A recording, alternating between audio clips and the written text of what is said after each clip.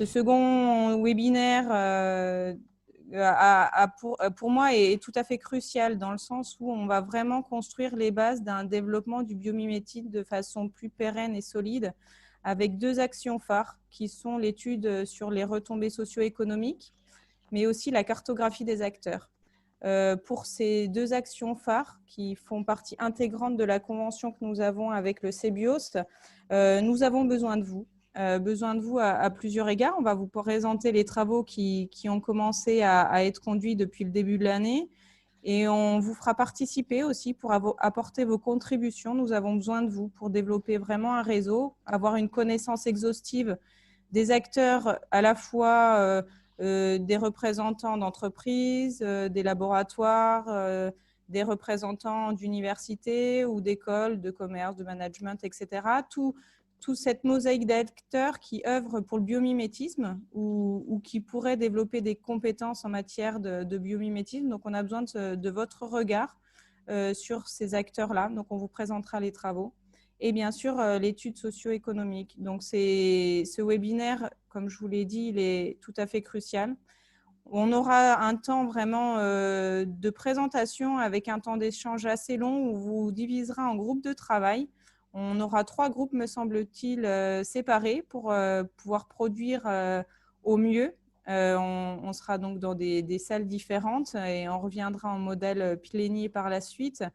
Ce temps-là, il sera consacré à produire des informations. Bien sûr, par la suite, vous pourrez réagir et revenir vers nous. On vous enverra des liens de connexion pour alimenter le travail qui est conduit. On vous donnera un temps quand même assez court d'1 semaine parce qu'on souhaiterait vraiment avancer sur ces questions-là. Vous aurez aussi une présentation par Maxence du Biomime Impact Tour qui a eu lieu en 2020 et qui va se réitérer l'année prochaine.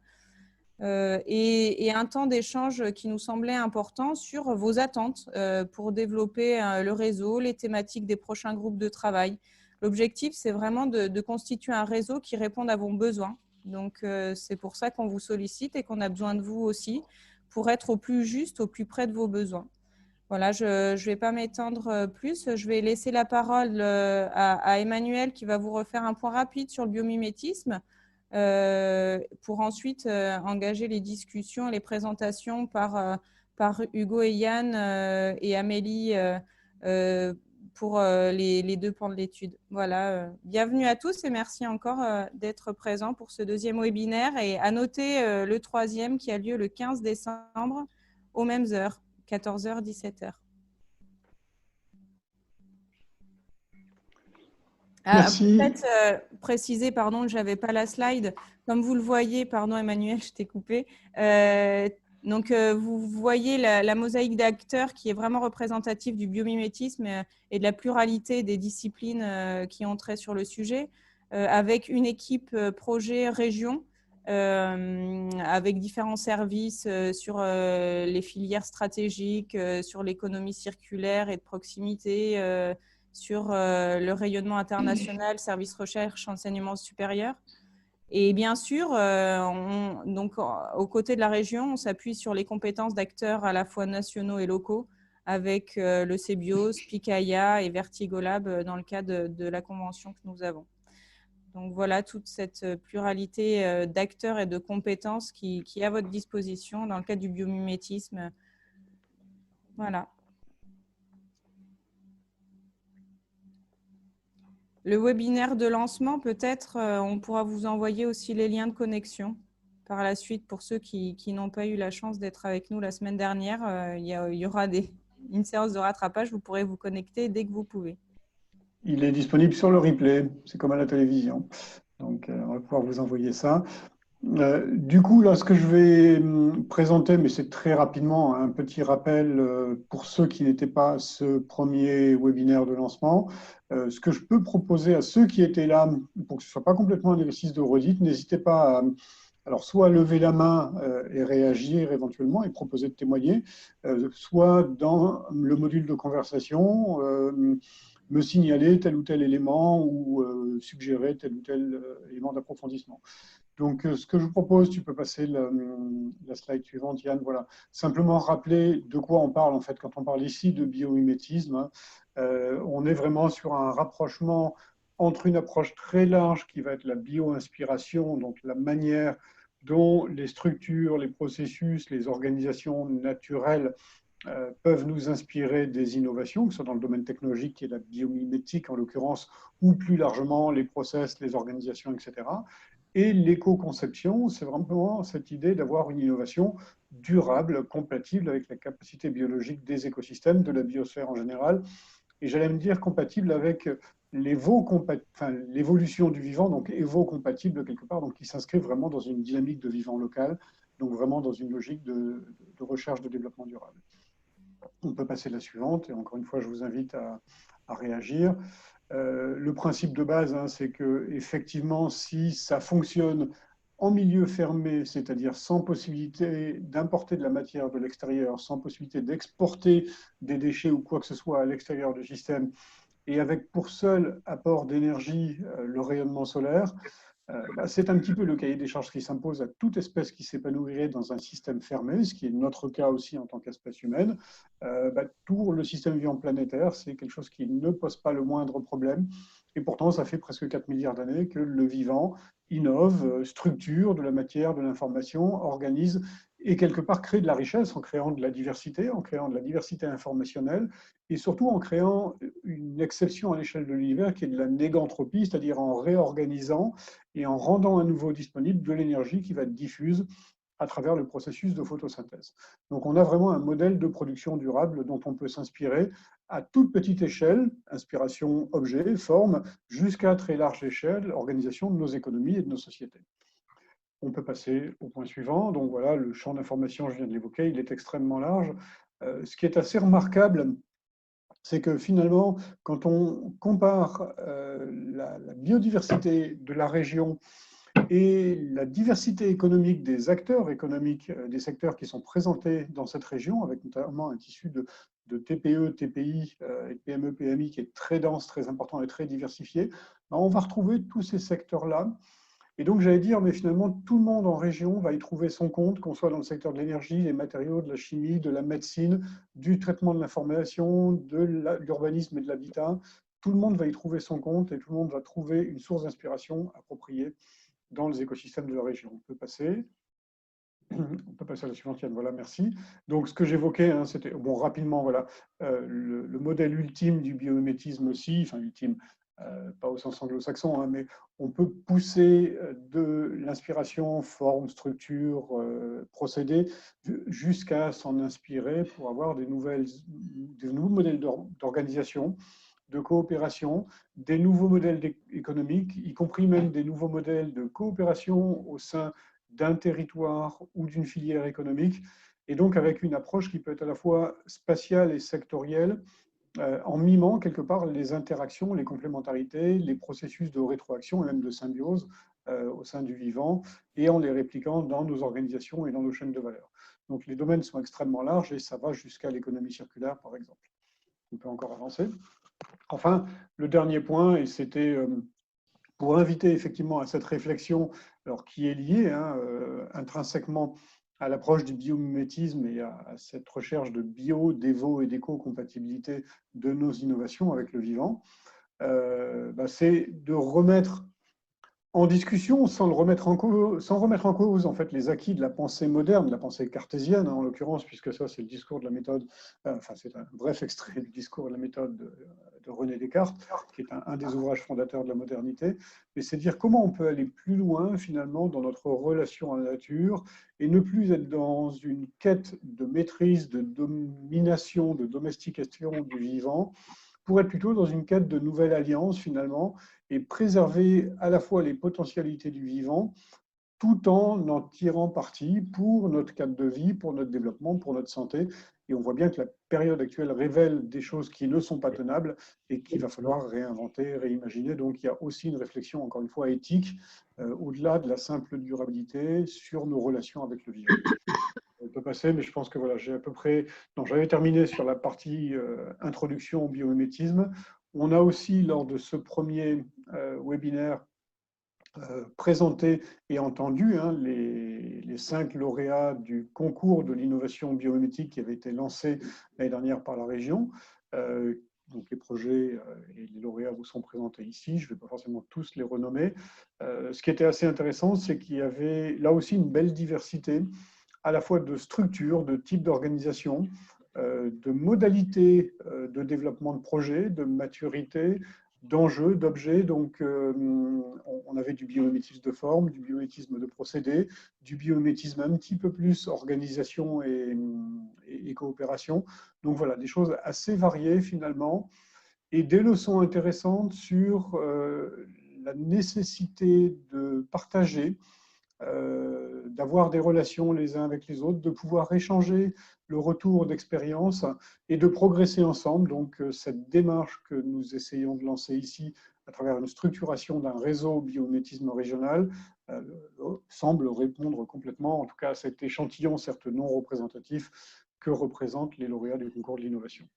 Voilà, je sais qu'il y en a qui sont présents ici, donc n'hésitez pas à compléter mes propos et à réagir si vous le souhaitez. Encore une fois, ce n'est pas descendant, donc ça vous est ouvert. Merci Emmanuel. Merci S'il y en a Yann. qui souhaitent réagir, n'hésitez pas dans le chat. Moi, je vais parler justement de la cartographie. Alors, bon, c'est une étape extrêmement importante qui va justement conditionner la suite des choses. Voilà, donc pour rappeler un peu les objectifs de la convention qui a été signée avec la région, on a la phase d'identification des acteurs qui sont engagés dans la démarche, donc c'est l'étape de cartographie des acteurs.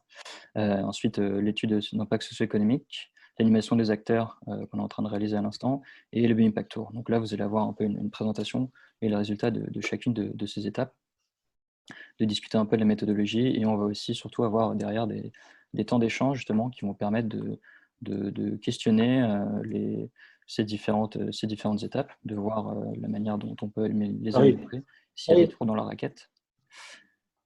Donc en ce qui concerne la cartographie, je me suis intéressé en premier lieu aux acteurs qu'on avait en fait déjà dans notre base de contact CBIOS. Ça fait quand même quelques années qu'on est présent sur le territoire en région sud. Donc il y a eu de nombreux échanges, des interactions, on a déjà animé certains événements sur le territoire. Donc j'ai creusé un peu plus ces contacts pour y voir un peu plus clair, donc voir avec quel type de structure on a échangé, si c'est des entreprises, des labos, si c'est associatif, si c'est des collectivités, quelles thématiques aussi sont abordées par ces contacts. Est-ce que c'est du marin, est-ce que c'est de l'habitat chimie, est-ce que c'est plusieurs à la fois. Donc là, c'est donc basé, donc ça c'est la partie à gauche, c'est donc basé sur une liste qui est évidemment non exhaustive, qui se complète au fur et à mesure des échanges. Il y a évidemment un biais de lecture, mais elle nous permet quand même d'y voir un peu plus clair et de se faire un peu une idée plus précise des mécanismes à l'œuvre dans la région. Et aussi, dans un second temps, je me suis penché sur ce que la région mettait en action sur son territoire, les thématiques abordées dans son plan d'action, ses feuilles de route régionales, en allant creuser un peu plus auprès notamment des pôles de compétitivité et de développement. Et j'ai aussi croisé mes recherches à celles de Vertigo pour tenter d'affiner mes recherches.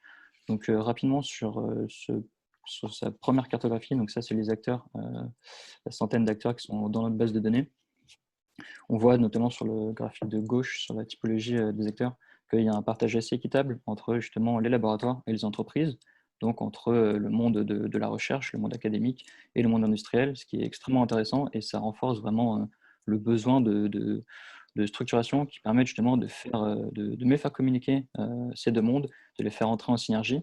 Il y a une bonne présence aussi des structures publiques au travers notamment de la région, des chambres de commerce qui se saisissent de plus en plus de ces thématiques et qui facilite donc grandement son déploiement. Pour ce qui est du graphique de droite, voilà, ça c'est un témoignage où on se rend compte parfaitement à quel point la démarche du mimétisme elle est pluridisciplinaire. Donc voilà, on a le secteur marin et la biodiversité bien présent, qui est lié notamment aux caractéristiques du territoire et la présence de nombreux parcs naturels, la proximité avec la Méditerranée. Pour ce qui est du développement économique, c'est notamment donc, la région, comme je l'avais dit, les boîtes de conseil et les entreprises qui accompagnent les acteurs dans la transition. Et ensuite, les thématiques de physique-chimie qui sont intimement liées à la recherche et qui expliquent notamment la présence importante des laboratoires. Alors, en ce qui concerne les laboratoires, voilà un peu les thématiques qui sont abordées. Donc, je ne vais pas y rester très longtemps parce que Pardon, parce que finalement, ça ne représente pas…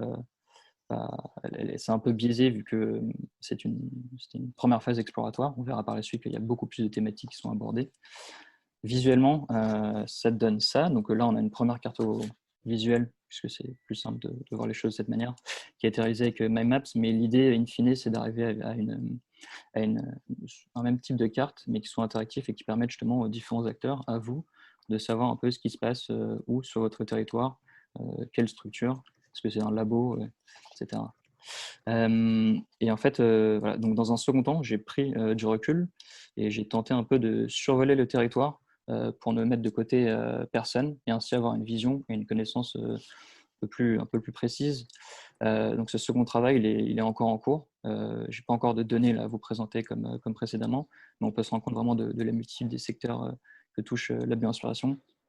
On a évidemment l'économie bleue, de par les nombreuses activités marines qui sont présentes, la santé avec la silver economy et la recherche assez poussée sur le cancer, la chimie qui représente une part importante de la richesse de la recherche sur le territoire.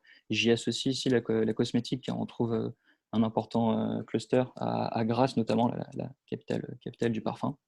On a le secteur énergétique avec un important pôle de compétitivité et aussi une place importante de ce secteur dans les feuilles de route régionales pour la réduction des émissions.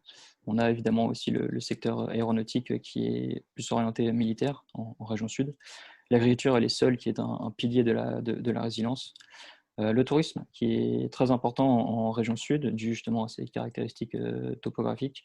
La notion de tourisme durable et de sensibilisation au vivant, elle peut être très pertinente à pousser sur ce sujet-là. Lié au tourisme, évidemment, la naturalité avec la présence de très nombreux parcs naturels qui occupent une surface importante du territoire. Et comment, là, on peut pousser la réflexion sur la manière de mettre en avant ce merveilleux patrimoine. On a aussi la présence de nombreux acteurs, de quelques acteurs dans l'art, la culture. C'est des acteurs qui proposent une approche justement un peu plus artistique et philosophique du rapport homme-nature, qui est un superbe outil de sensibilisation. Et voilà, donc tout comme la chimie, on a aussi la physique qui sont très importants et marquent la richesse académique du territoire. On a le numérique et les questions liées à l'impact de celui-ci, son stockage, etc. Donc voilà, il y en a d'autres, mais là l'idée c'est pas non plus de tous les citer, mais de montrer la diversité sur les territoires. La suite de cette cartographie, elle est extrêmement importante. L'idée, c'est d'échanger peut-être plus intimement avec vous, les acteurs, pour étayer cette cartographie. Parce que jusque-là, il n'y a pas eu assez de contacts. Enfin, c'est un des enseignements que je peux en tirer, où la connaissance n'est pas assez fine et la liste n'est pas assez exhaustive. Et on peut aussi faire d'une paire de coups, c'est-à-dire en même temps participer à l'avancement de l'étude d'impact, en avançant aussi sur cette cartographie. Je vais laisser Vertigo, du coup, présenter les résultats, la méthodologie, les résultats de la cartographie et l'importance de coupler la cartographie avec l'étude d'impact. Et on se retrouvera ensuite pour échanger sur justement cette cartographie, l'étude d'impact et voir comment on peut la pousser, la rendre la plus exhaustive possible et du coup mener à bien le déploiement du biomimétisme sur le territoire. Merci Yann. Je Bonjour laisse à prendre la main. tous.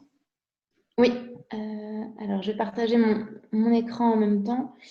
Donc bonjour à tous, enchantée et nous sommes ravis avec Jean-Christophe d'être parmi vous aujourd'hui. Alors, et normalement, je vais passer en mode plein écran. Tac. Est-ce que vous voyez bien tous mon écran? Oui, alors on voit Ouais. le mode présentateur. C'est pas forcément très grave, mais peut-être qu'il faut que tu inverses dans les paramètres d'affichage. Oui, c'est parce que j'ai mon deuxième écran. Je vais brancher mon deuxième écran, ça sera plus simple. Désolée. Voilà, normalement c'est bon.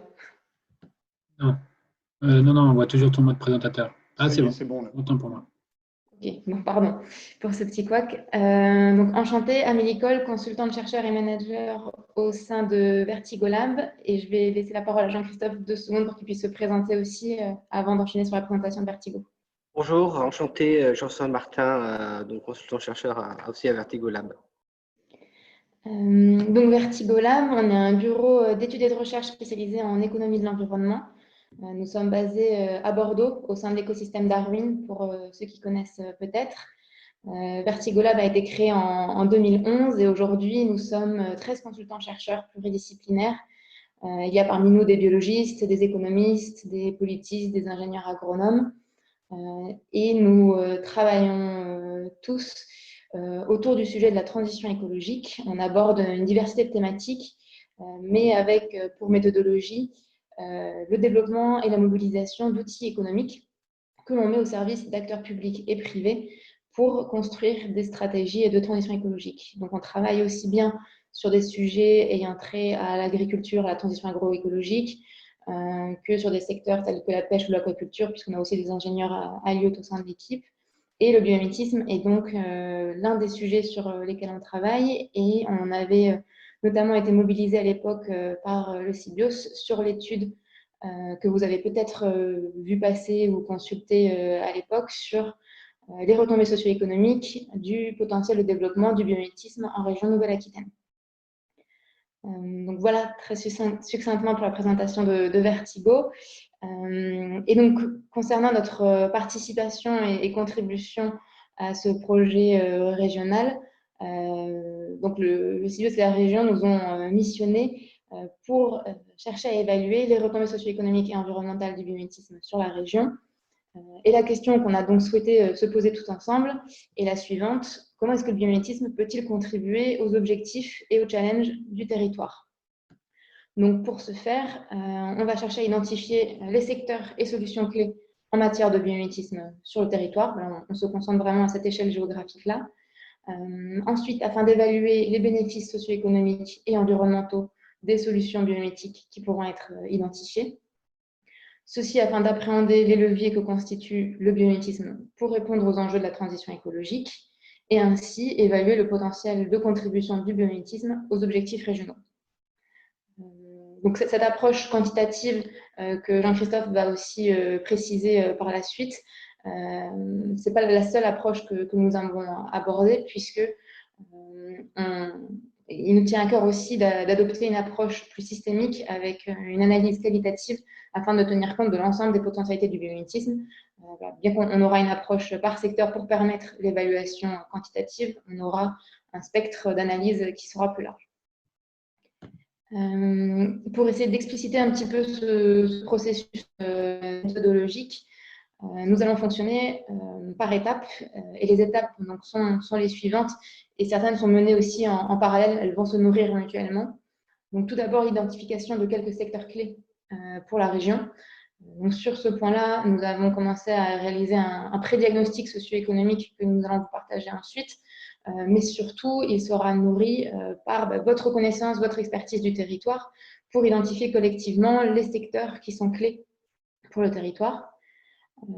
En parallèle, une identification des objectifs en matière de politique publique et les ambitions de la région, puisque l'objectif et l'ambition de cette étude, c'est qu'elle puisse s'inscrire dans un projet politique, dans un projet territoire, et que cela puisse être porté par la suite. En parallèle aussi, parce que toutes ces trois premières étapes vont vraiment se nourrir mutuellement, il y aura l'identification de solutions biomimétiques, parce que c'est à travers l'identification de solutions biomimétiques ou bien inspirées, bien sûr, précises, que l'on va pouvoir venir identifier les bénéfices socio-économiques et environnementaux et réussir ensuite à appréhender l'impact potentiel que cela pourrait générer à l'échelle d'un secteur. Donc, on va, voilà, donc en quatrième étape, venir évaluer ces bénéfices-là qu'on aura identifiés à l'échelle des solutions, pour, dans un dernier temps, réussir à évaluer la contribution de ces solutions aux objectifs régionaux. Vous voyez sur la deuxième partie de la diapositive un exemple pour le secteur du transport maritime qui est volontairement assez simplifié, qui permet de schématiser ce processus méthodologique. Donc, par exemple, pour le transport maritime, l'identification de l'objectif en matière de politique publique serait un objectif de neutralité carbone à horizon 2050. Une solution potentielle biomimétique qui pourrait être identifiée, ce serait un cargo à voile pour le secteur du transport maritime. À travers cette étude de cas de cette solution, on serait amené à identifier qu'un cargo à voile consomme 25% de moins de carburant qu'un cargo dit classique. Et ensuite, dans ce travail d'hypothèse, d'extrapolation, de travail de prospective, en fait, on va chercher à identifier le taux de pénétration de cette solution biomimétique et voir comment est-ce que, si par exemple 50% des cargos arrivant au port de Marseille étaient à voile, combien de pourcents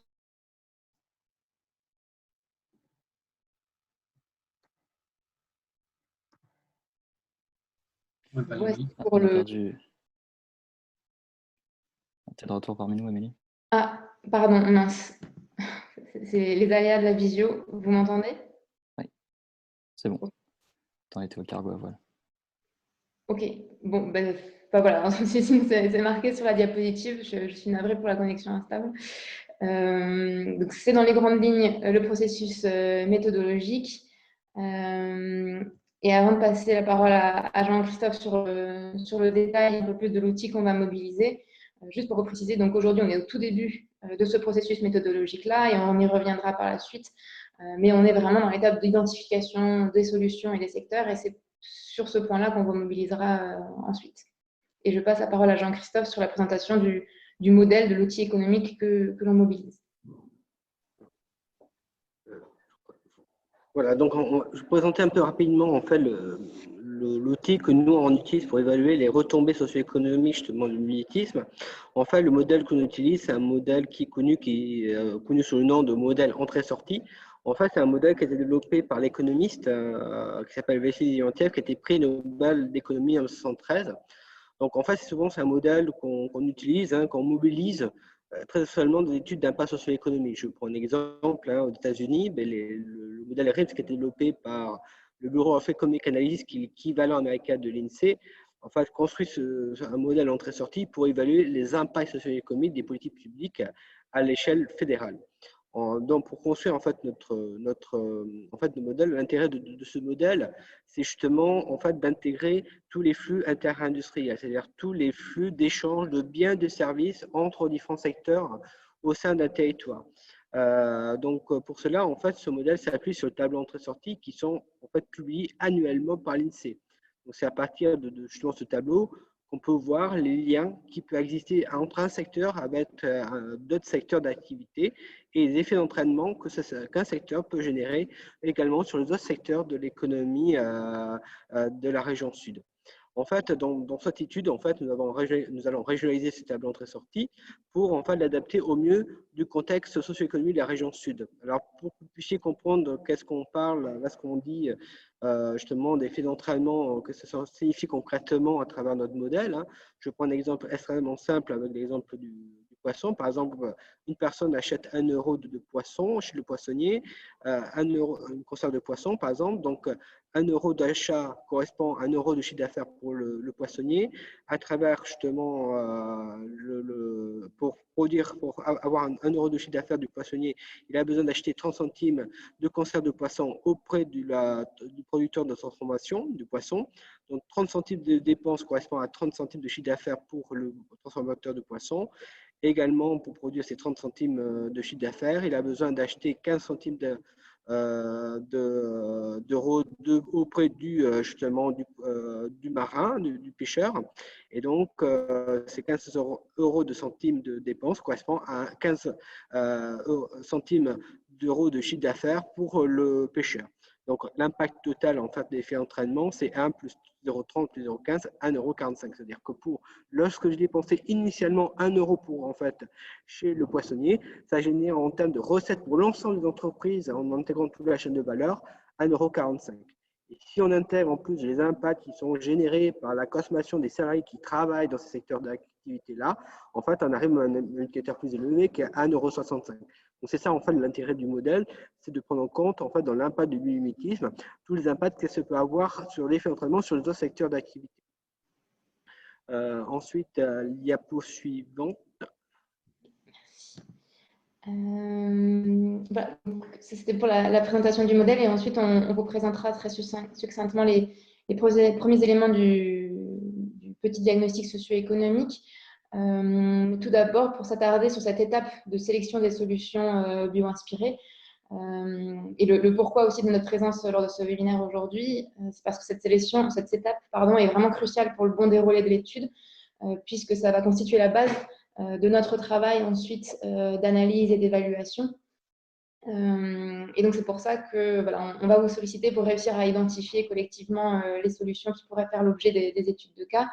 On va y revenir par après aussi. Mais voilà, il y a des critères de sélection qui vont nous permettre d'identifier les solutions qui vont être les plus à même pour réaliser cet exercice-là. Donc, il y a forcément des critères en matière de disponibilité, d'accès aux données.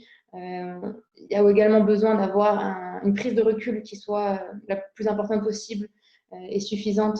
Donc, si possible, une preuve de concept, une mise sur le marché, même si cela est possible, parce que ça nous permet d'avoir déjà des données en termes socio-économiques, en termes de chiffre d'affaires, de nombre d'emplois créés, etc. Il y a également un critère qui est lié au secteur d'intérêt. Donc, on en parlait juste avant. Mais voilà, on va sélectionner des solutions en lien aussi avec les secteurs d'intérêt pour le territoire. Et forcément, un critère aussi, c'est de réussir à identifier des solutions bio-inspirées qui génèrent des impacts positifs à travers ce qu'elles proposent et sur le territoire. Et un dernier critère qui est celui de la représentativité, peut-être un mot un peu large, mais à minima de l'extrapolation, de la diffusion, qui puissent être des études de cas qui servent de vitrine aussi à ce qu'est la bio-inspiration en région sud. Voilà, et je repasse la parole à Jean-Christophe pour présenter ses premiers éléments de diagnostic. Voilà, donc ensuite, donc en effet, on se posait la question en effet des secteurs clés pour justement la région sud. Donc on a fait un certain nombre justement de calculs, d'analyses économiques qu'on a brièvement présenté dans cette slide-là. Alors en fait, le tableau que vous avez en fait en bas à droite, enfin plutôt au centre, plutôt à droite, en fait permet d'identifier ce qu'on appelle la spécialisation économique. Ça veut dire en fait ces secteurs qui en fait qui contribuent davantage à la richesse économique à l'échelle régionale qu'à l'échelle nationale. Donc, par exemple, si on trouve un chiffre, par exemple 2, ça veut dire que ce secteur génère 2 fois plus de richesse à l'échelle de la région sud qu'à l'échelle en fait française. Donc, à partir de ça, on a pu identifier quelques secteurs clés qui sont identifiés dans ce tableau, qui sont soulignés en fait en jaune, ce qui permet de voir l'industrialisation sur justement la contribution par rapport au niveau national et de voir aussi leur contribution en termes de création de richesse créée, également de nombre d'emplois. En parallèle aussi, donc on a fait le tableau un petit peu en bas à gauche où on essaie de voir justement à travers notre modèle que j'ai brièvement présenté tout à l'heure, en fait, ces effets d'entraînement, c'est-à-dire quels sont les secteurs en fait en région sud qui génèrent un effet d'entraînement sur les autres secteurs en fait. Voilà, donc ça nous a permis pour en fait les effets d'entraînement en termes justement de production, également aussi en termes de création de richesse et également d'emploi. Et donc, ça nous a permis d'identifier un certain nombre de secteurs, comme par exemple, on retrouve beaucoup de secteurs, par exemple de l'économie bleue, comme pêche et aquaculture et transport maritime. Donc, ça, c'est ces éléments en effet importants qu'on retrouve. Également la chimie, en termes surtout de secteurs spécialisés 5e place. Également aussi le tourisme, aussi qu'on retrouve énormément des secteurs touristiques, à la fois en termes d'effets d'entraînement, de création de richesse et de nombre d'emplois qui sont générés, comme les activités sportives ou créatives ou les activités de spectacle, d'activités culturelles, par exemple. Donc voilà, donc ça nous a permis un petit peu aussi de croiser ça aussi, ce secteur-là, avec également les secteurs qui sont clés de point de vue aussi politique publique, c'est-à-dire à la fois en termes, par exemple, des RC2I ou les filières d'avenir, les opérations d'intérêt régional. Donc, et bien évidemment, ces éléments socio-économiques sont à croiser avec votre expertise et expérience du territoire et du mimétisme sur le territoire. C'est vraiment une première base pour discussion et une première base de travail.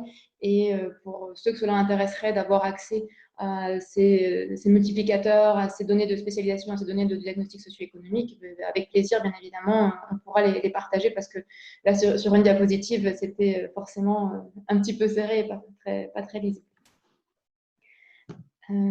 Et voici pour la présentation qui était assez rapide de la méthodologie pour se laisser du temps sur l'échange et l'identification des solutions et des secteurs. Yann, je ne sais pas si tu souhaites qu'on laisse un petit moment s'il y a peut-être des questions par rapport à cette méthodologie qui peut être assez dense à intégrer avant qu'on passe à l'explication du prochain temps. Ouais, bien sûr, on peut avoir un petit temps d'échange là, parmi les participants, si vous avez des questions sur que ce soit l'étude ou la cartographie, n'hésitez pas, vous pouvez enlever vous démuter et prendre la parole. Vous posez les questions dans le chat, on prend les questions. s'il n'y en a pas, on peut enchaîner. Juste pour compléter, peut-être, ces études exploratoires donc, ont été menées sur d'autres territoires. Ça a déjà été cité. On profite évidemment de l'apprentissage qu'on a pu avoir sur d'autres territoires, notamment en région de Nouvelle-Aquitaine. Mais c'est quand même beaucoup de neuf aussi ici, et vous avez pu comprendre. Et donc, on est aussi dans cette phase un peu exploratoire, et c'est pour ça que tous vos retours seront les bienvenus.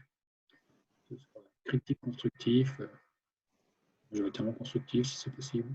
Mais voilà, en tout cas, c'est assez excitant de porter ça. Et puis, c'est une démarche qui peut sembler peut-être un peu laborieuse, à mon avis, de chercher pas obligatoirement l'exhaustivité, mais en plus d'essayer de mieux comprendre le territoire. Mais ça nous semble vraiment primordial pour ne pas avancer à l'aveugle et aller dans des directions qui ne seraient peut-être pas souhaitables ou même attendues finalement par les acteurs de terrain. Donc, c'est vraiment de poser les bonnes bases pour construire quelque chose de manière solide avec vous, majoritairement, sur le futur de cette démarche bioéthique sur le territoire région sud. Moi, j'ai une petite question. En fait, c'est peut-être que j'ai pas forcément bien compris, mais il me semble ne pas avoir vu dans toute la liste des acteurs ou des secteurs tout ce qui est habitat. Est-ce que c'est parce que c'est pas une spécificité de la région sud, ou est-ce que c'est parce qu'il n'y a pas forcément de solution biomimétique, ou est-ce que c'est parce que c'est pas encore rentré dans les listes? Parce que tout ce qui est performance énergétique des bâtiments, etc., est-ce qu'il y a des solutions quand même qui peuvent être… C'est une question naïve. Hein, Non, c'est une très bonne question, il n'y a pas de question naïve. C'est vrai que je ne l'ai pas mis, alors j'ai pas pu mettre tous les secteurs. Je le comptais plus justement dans la partie énergétique et pas forcément habitat. Donc c'est vrai que ça, c'est une critique qu'on peut faire sur la manière que j'ai de classer, de sectoriser. Mais non, c'est clairement un secteur qui est présent. Après, je n'ai pas encore pu vraiment identifier de solutions bio-inspirées. Il y a peut-être Tangram qui travaille un peu sur toutes les questions d'architecture bio-inspirée sur le territoire. Mais à l'échelle nationale ou européenne, on a des structures qui travaillent sur tout ce qui est les enveloppes bio-inspirées. Mais voilà, je n'ai pas une connaissance assez fine du territoire pour le moment pour citer vraiment des acteurs, mais c'est clairement une thématique qui est à mettre en avant, notamment sur, comme vous parlez, les réductions, les performances énergétiques, donc tout ce qui est lié à l'énergie. Mais oui, c'est à prendre en compte. Merci pour la question. Construire, on va peut-être en discuter et les fois suivantes aussi, mais c'est surtout si on s'intéresse au déploiement du biométisme à l'échelle d'une région, finalement c'est quand même un territoire, une région avec des frontières. Et construire le territoire, c'est un vrai challenge, que ce soit sur les enjeux de résilience du bâti, résilience alimentaire, résilience en eau. Et toutes ces réflexions-là, à mon avis, sont très prégnantes dans les enjeux de bioinspiration et méritent une place de choix. Et notamment aussi BIOS, nous, on a un groupe de travail, un écosystème de travail sur ces enjeux-là qui s'appelle le BioMIM City Lab, qui s'intéresse plutôt à l'échelle urbaine, projet urbain, du bâti jusqu'au quartier et jusqu'à la ville parfois, la métropole. Donc on n'est pas obligatoirement sur les territoires ruraux, mais il y a plein de ponts à faire, en tout cas avec ces différents travaux-là, et notamment cet écosystème-là va essayer de structurer à la fois de la donnée, de la ressource sur ces différentes réflexions, des livres blancs, de la construction bio-inspirée, de l'architecture bio-inspirée. On espère faire des ponts, et à mon avis, ça fera sens. Et à l'échelle nationale, déjà, on a un écosystème qui travaille sur ces sujets. Est-ce que le biosourcé, ça rentre dans cet inventaire ou c'est un listing à part? Alors, sauf erreur, je prends, mais s'il y en a d'autres qui veulent compléter. Le biosourcé en soi, non. C'est plutôt la réponse logique au principe du vivant qui viennent s'inscrire là-dedans. Donc, si c'est biosourcé pour biosourcer avec un impact, donc là, on va plutôt, si on prend du biosourcé, on va plutôt voir si ça répond au principe du vivant, à mon avis. Si ça vient s'inscrire dans des solutions qui, justement, utilisent moins, sont régénératifs ou stockent du carbone, ou sont recyclables, recyclés. Non, je pensais plutôt à tout ce qui allait être filière insectes, revalorisation de déchets organiques pour faire des farines d'insectes au lieu de faire des farines de poissons, qui sont quand même, les farines de poisson, c'est quand même la bombe à retardement qui va, enfin, voilà, l'impact devient vraiment très très lourd sur l'océan. Donc c'est pas du biomimétisme, mais ça s'inscrit quand même dans une chaîne trophique, donc on est quand même dans une inspiration des chaînes alimentaires. Mais ça reste biosourcé parce que c'est des insectes qui vont aller valoriser, dégrader et valoriser des déchets organiques. Donc, est-ce que ce genre d'approche systémique rentre dans votre inventaire? Ouais, Alors là, alors je ne suis pas trop mal placé pour te répondre, Patricia. Oui, clairement. Et effectivement, si ce genre d'initiative manque dans l'inventaire, on va en parler après en sous-groupe et c'est effectivement le moment de les signaler. Clairement, les sous-groupes sont là. Si je reprends parmi les lauréats, un des projets qui a été retenu, c'était Mycotopia, qui était sur l'idée d'un tiers-lieu et d'un Fab Lab sur l'ensemble des innovations qu'on pouvait tirer à partir de l'usage des champignons finalement. Donc on est à la fois sur la bioassistance, c'est le biosourcé et cette vision intégrée effectivement de la valorisation d'une matière première secondaire en quelque chose qui a plus de valeur ajoutée. Donc on est complètement sur ce genre d'approche-là. Et typiquement, ce que tu évoques, Patricia, indirectement aussi, c'est tout ce qui est INTA, enfin aquaculture multitrophique intégrée, oui, tout ce etc. qui est, oui. A naturellement sa place dans cette approche-là. Je crois qu'il faut qu'on réponde aussi à Eric, mais alors ça c'est peut-être plus une question méthodologique pour Yann, là, sur la question du tourisme. Effectivement, il n'y a pas un code NAF tourisme, mais j'imagine que tu as agrégé l'ensemble des codes NAF, des activités de loisirs de plein air, d'hébergement, de restauration, de réservation, c'est ça Voilà, en fait, l'idée, c'est que vous savez que dans les activités, dans le secteur en fait, qu'on appelle touristique, en fait, une grande partie de la production du chiffre d'affaires peut être expliquée par les dépenses touristiques. C'est-à-dire des secteurs souvent qui bénéficient des dépenses touristiques. Alors bien qu'en fait, des secteurs qui souvent bénéficient des dépenses touristiques, bien sûr, peut expliquer une partie par des dépenses en effet des résidents. Mais en effet, ces dépenses qui bénéficient très généralement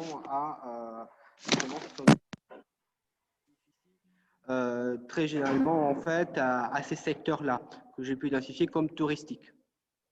J'espère avoir pu répondre à votre question. J'espère que vous m'entendez.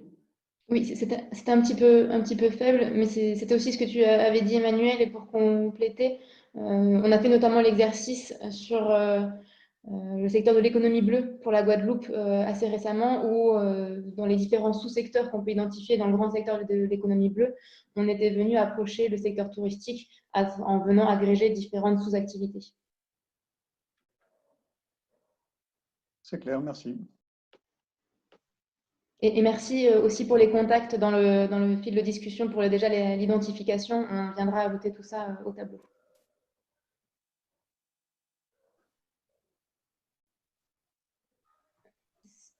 S'il n'y a pas d'autres questions, peut-être qu'on peut vous présenter ce qu'on vous propose comme temps d'échange collectif. Oui. Merci Guilhem pour la remarque sur l'IMRED de Nice. C'est pris en compte. Voilà, normalement, la diapositive a changé. Donc, ce qu'on vous propose pour le temps à présent, c'est un temps d'échange donc collectif et en sous-groupe, puisqu'on est assez nombreux, afin de pouvoir quand même à chacun de s'exprimer,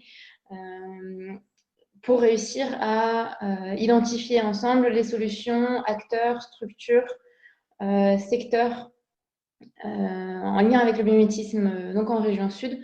Donc vous le verrez, lorsqu'on se divisera en 3 sous-groupes, il y aura un animateur par sous-groupe qui viendra projeter un tableau. Vous avez la petite capture d'écran en bas à droite de la diapositive. Et l'idée sera de venir remplir ce tableau en direct au fur et à mesure des discussions. Ce tableau-là, suite au webinaire, sera fusionné par nos soins et vous sera renvoyé par mail afin que vous puissiez le compléter si jamais d'autres idées vous viennent par la suite. Et comme le précisait Sarah en tout début, on va essayer de se laisser une semaine pour compléter ce tableau pour qu'on puisse ensuite retravailler dessus, identifier les solutions et puis avancer comme ça progressivement sur le calendrier de l'étude. Donc on a trois clés d'entrée pour que chacun puisse contribuer aussi, si jamais vous ne connaissez pas forcément de solution, que vous puissiez partager une idée d'un acteur, d'une structure, ou aussi parler d'un secteur qui vous semble intéressant. Donc, on va vraiment chercher à être aussi exhaustif que possible en identifiant des solutions bio-inspirées qui soient déjà développées et commercialisées, mais aussi en cours de développement, des acteurs, des structures qui travaillent sur le sujet et des secteurs au sein desquels vous connaissez déjà une affinité pour la bio-inspiration, ou des secteurs qui vous semblent tout simplement intéressants en lien avec le sujet qui nous rassemble. Quelques petites consignes par rapport au remplissage de ce tableau-là. On va essayer de remplir une ligne par idée pour éviter de se chevaucher. On va aussi vous demander de ne pas divulguer de coordonnées personnelles qui ne seraient pas les vôtres. Ceci simplement afin de respecter le règlement donc RGPD. Et lorsqu'on vous l'enverra aussi par la suite, on vous proposera d'insérer un commentaire, plusieurs commentaires sur les cellules si vous le souhaitez, pour que vous puissiez préciser des éléments, apporter votre avis, transmettre vos coordonnées si vous souhaitez échanger ensuite plus avant par rapport lorsqu'on sera dans les futures étapes de l'étude. Je quitte le partage, Yann, et je te repasse la parole. Oui, merci. Là, du coup, si c'est assez clair, on aura un temps en sous-groupe pour expliquer si c'est pas assez clair. Aussi un petit temps pour se présenter. Parce que là, c'est vraiment un temps d'échange qu'on propose, quelque chose de collaboratif, où on apprend peut-être un peu mieux à se connaître et à échanger. Donc, je vais diviser en groupes maintenant. Normalement, vous allez être automatiquement envoyé dans un sous-groupe avec un animateur qui vous proposera dans le chat le tableau en question et le projettera lui sur son écran. Ensuite, ce sera un temps d'échange. Donc, n'hésitez pas à participer.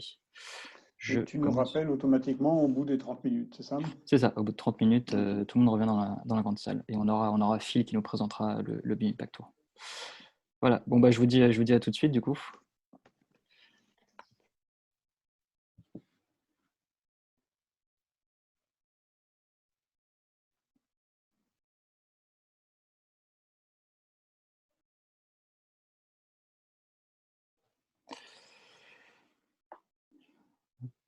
C'est toujours un peu plus parlant. Je vais du coup vous partager mon écran. Alors, Zoom me dit que je n'ai pas le droit, donc je pense qu'il faut, Yann, que tu me nommes co-animateur. Ça vous laisse un petit peu de temps pour revenir après cette téléportation assez intense, si j'ai bien compris. Ça devrait être bon. Ça vous laisse un petit temps pour souffler, c'est pas plus mal. Je vais peut-être en profiter d'ailleurs pour me présenter très brièvement. Donc, je m'appelle Phil Becquet. J'ai la chance d'appartenir à deux structures, à la fois le CBIOS, que vous connaissez bien maintenant, et Make Sense, qui est une grande communauté autour de l'entrepreneuriat impact, que je vais vous présenter dans quelques instants. Et du coup, je suis un peu à double casquette, la casquette biomimétisme et scientifique, on va dire, avec le CBIOS et les études que j'ai faites par le passé, et la casquette un peu plus entrepreneuriat impact sociétal, du fait de certaines de mes expériences et du fait d'appartenir à Make Sense aujourd'hui. Et je suis en effet confiné à Vienne en ce moment. Donc vous voyez derrière moi, je crois que c'est Karlsplatz, avec une très belle église, avec des concerts de musique classique gratuitement d'ailleurs toutes les semaines normalement. Et je vais pouvoir partager mon écran après cette introduction passionnante. Alors, est-ce que vous voyez bien mon écran? Parfait. Super, nickel. Bon, mais du coup, merci à vous d'être là et merci pour l'invitation. Je vais vous parler un petit peu plus du coup du Bio-Impact Tour, ce fameux programme qui a été lancé cette année et qui place le biomimétisme au cœur de l'innovation sociétale. Alors, le Bio-Impact Tour, ça sort d'où? Comme je l'ai très brièvement introduit, ça sort de deux univers. D'un côté, l'univers du biomimétisme que je pense vous commencez à connaître pas mal, où l'idée, c'est vraiment de s'inspirer du vivant pour innover de manière responsable et soutenable. Et de l'autre côté, on a l'entrepreneuriat social, on peut dire l'entrepreneuriat à impact sociétal pour être un petit peu plus large, où l'idée c'est de développer des activités économiques, mais en le faisant un peu différemment que le business as usual et en œuvrant pour une société plus durable et inclusive et en ayant un impact positif sur la société. Donc il y a pas mal de termes qui riment un peu des deux côtés. Et donc ça a donné naissance à ce Bio-Impact Tour, dont l'objectif était du coup de mêler biomimétisme et entrepreneuriat social pour générer des projets biomimétiques à impact, donc faire apparaître des nouveaux projets entrepreneuriaux à impact sur les territoires, mais qui s'inspirent du vivant, et aussi inspirer l'ensemble de la société à s'orienter vers ce secteur. Alors, qui est derrière le tour très, très rapidement? Donc, le CBIOS que vous commencez à connaître, je pense, déjà pas mal, et qui est le centre de référence et qui est un peu qui fédère un peu tous les acteurs du biomimétisme sur l'ensemble du territoire. On a aussi Make Sense, dont je vous parlais à l'instant, donc qui est une communauté internationale qui fête d'ailleurs ses 10 ans cette semaine. Je vous invite à regarder sur les réseaux sociaux. On a sorti une très belle vidéo à l'occasion. Il y avait aussi un bel événement la semaine dernière avec des intervenants passionnants. Et du coup, Make Sense, c'est vraiment plus cette expertise de l'accompagnement de projet, donc de l'idéation jusqu'à l'incubation, un fonds d'investissement maintenant, pas mal de programmes d'intrapreneuriat aussi pour accompagner les entreprises à fonctionner un peu différemment et à aussi œuvrer à cette société plus durable et inclusive. Et aussi un gros accent mis sur la mobilisation citoyenne, avec plein de programmes et de formats et d'événements pour aider les citoyennes et citoyens à se mobiliser et à mobiliser les gens autour d'eux. Et le troisième acteur qui a lancé ce tour avec nous, c'est New Corp Conseil, que vous connaissez peut-être du fait qu'ils ont lancé la Biomime Expo, donc cet événement majeur du biomimétisme qui se passe tous les ans à Paris, à la Cité des Sciences récemment, qui se transforme cette année en la Biomime Week, qui est passée en ligne, donc, du coup, qui est une agence de conseil stratégie, d'innovation et de communication. Et donc, ces trois acteurs ensemble se sont réunis. Il faut savoir que Make Sense avait déjà un format de Tour de France autour de différentes thématiques, de l'entrepreneuriat social de manière générale, un tour qui s'appelait le Tech for Good Tour, donc pour mettre la technologie au service du bien commun. Et donc, avec cette expertise et les outils déjà développés pour faire un Tour de France, ces trois acteurs se sont réunis pour faire un Tour de France du biomimétisme. Alors, je vous arrête tout de suite. Étant donné qu'on a été frappé par cette magnifique pandémie mondiale, ça n'a pas été un vrai Tour de France. Au final, ça a été un Tour de France en ligne. Mais tout de même, nous étions focalisés sur 5 régions en France. Donc, la région Hauts-de-France, Île-de-France, région Sud, Nouvelle-Aquitaine et région Bretagne. On s'est bien sûr permis de rayonner un petit peu plus largement autour de ces régions-là. Donc, on a eu des intervenants, participants, etc., de différentes régions de France, mais principalement, on était focalisé sur ces 5 régions-là pour cette première édition. Donc, nous avons été soutenus financièrement par la région Sud et la région Nouvelle-Aquitaine pour cette première édition du Tour, ainsi que RTE, le réseau de transport et d'électricité, et L'Oréal. Et nous avions aussi des partenaires pédagogiques pour nous aider à développer tout un tas de contenus vraiment inspirants. Donc, l'Institut des Futurs Souhaitables, Picaya, et je salue Emmanuel ici, et Big Bang Project. Donc voilà, rien que parmi nos partenaires, et notamment les partenaires financiers, il y avait déjà une grande pluridisciplinarité, une pluralité d'acteurs, ce qui était déjà très intéressant. Et on faisait en quelque sorte un peu de biomimétisme, rien que dans les relations pluridisciplinaires que l'on avait.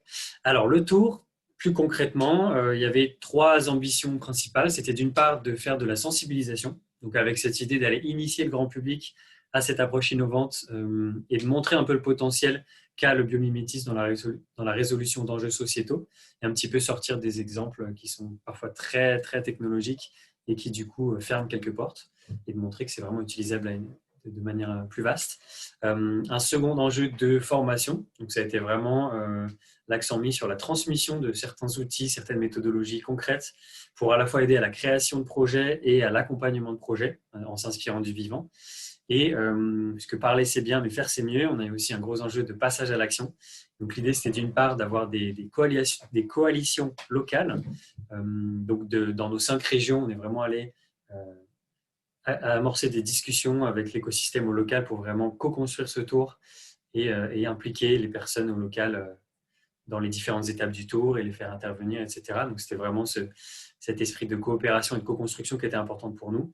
Et en parlant d'action aussi, c'était l'idée de faire émerger des projets entrepreneuriaux impact, inspirés du vivant, comme je vous le disais. Alors, le calendrier, grosso modo, à quoi ressemblait ce tour en 2020 ? On a d'abord eu 2 phases un petit peu en off, donc un petit peu moins visibles du grand public. Mais donc, la première phase qui a été de mobiliser des partenaires au local, donc dans nos 5 régions, comme je vous le disais, et donc des temps de rencontres et de discussions avec des personnes qui n'avaient pas forcément l'habitude d'être autour d'une même table. Donc, ça a été déjà intéressant d'avoir ces échanges-là. Ensuite, un deuxième temps, au mois d'avril, où on est allé toquer aux portes des structures d'accompagnement de projet, donc certains incubateurs, des chambres de commerce, des clusters, etc.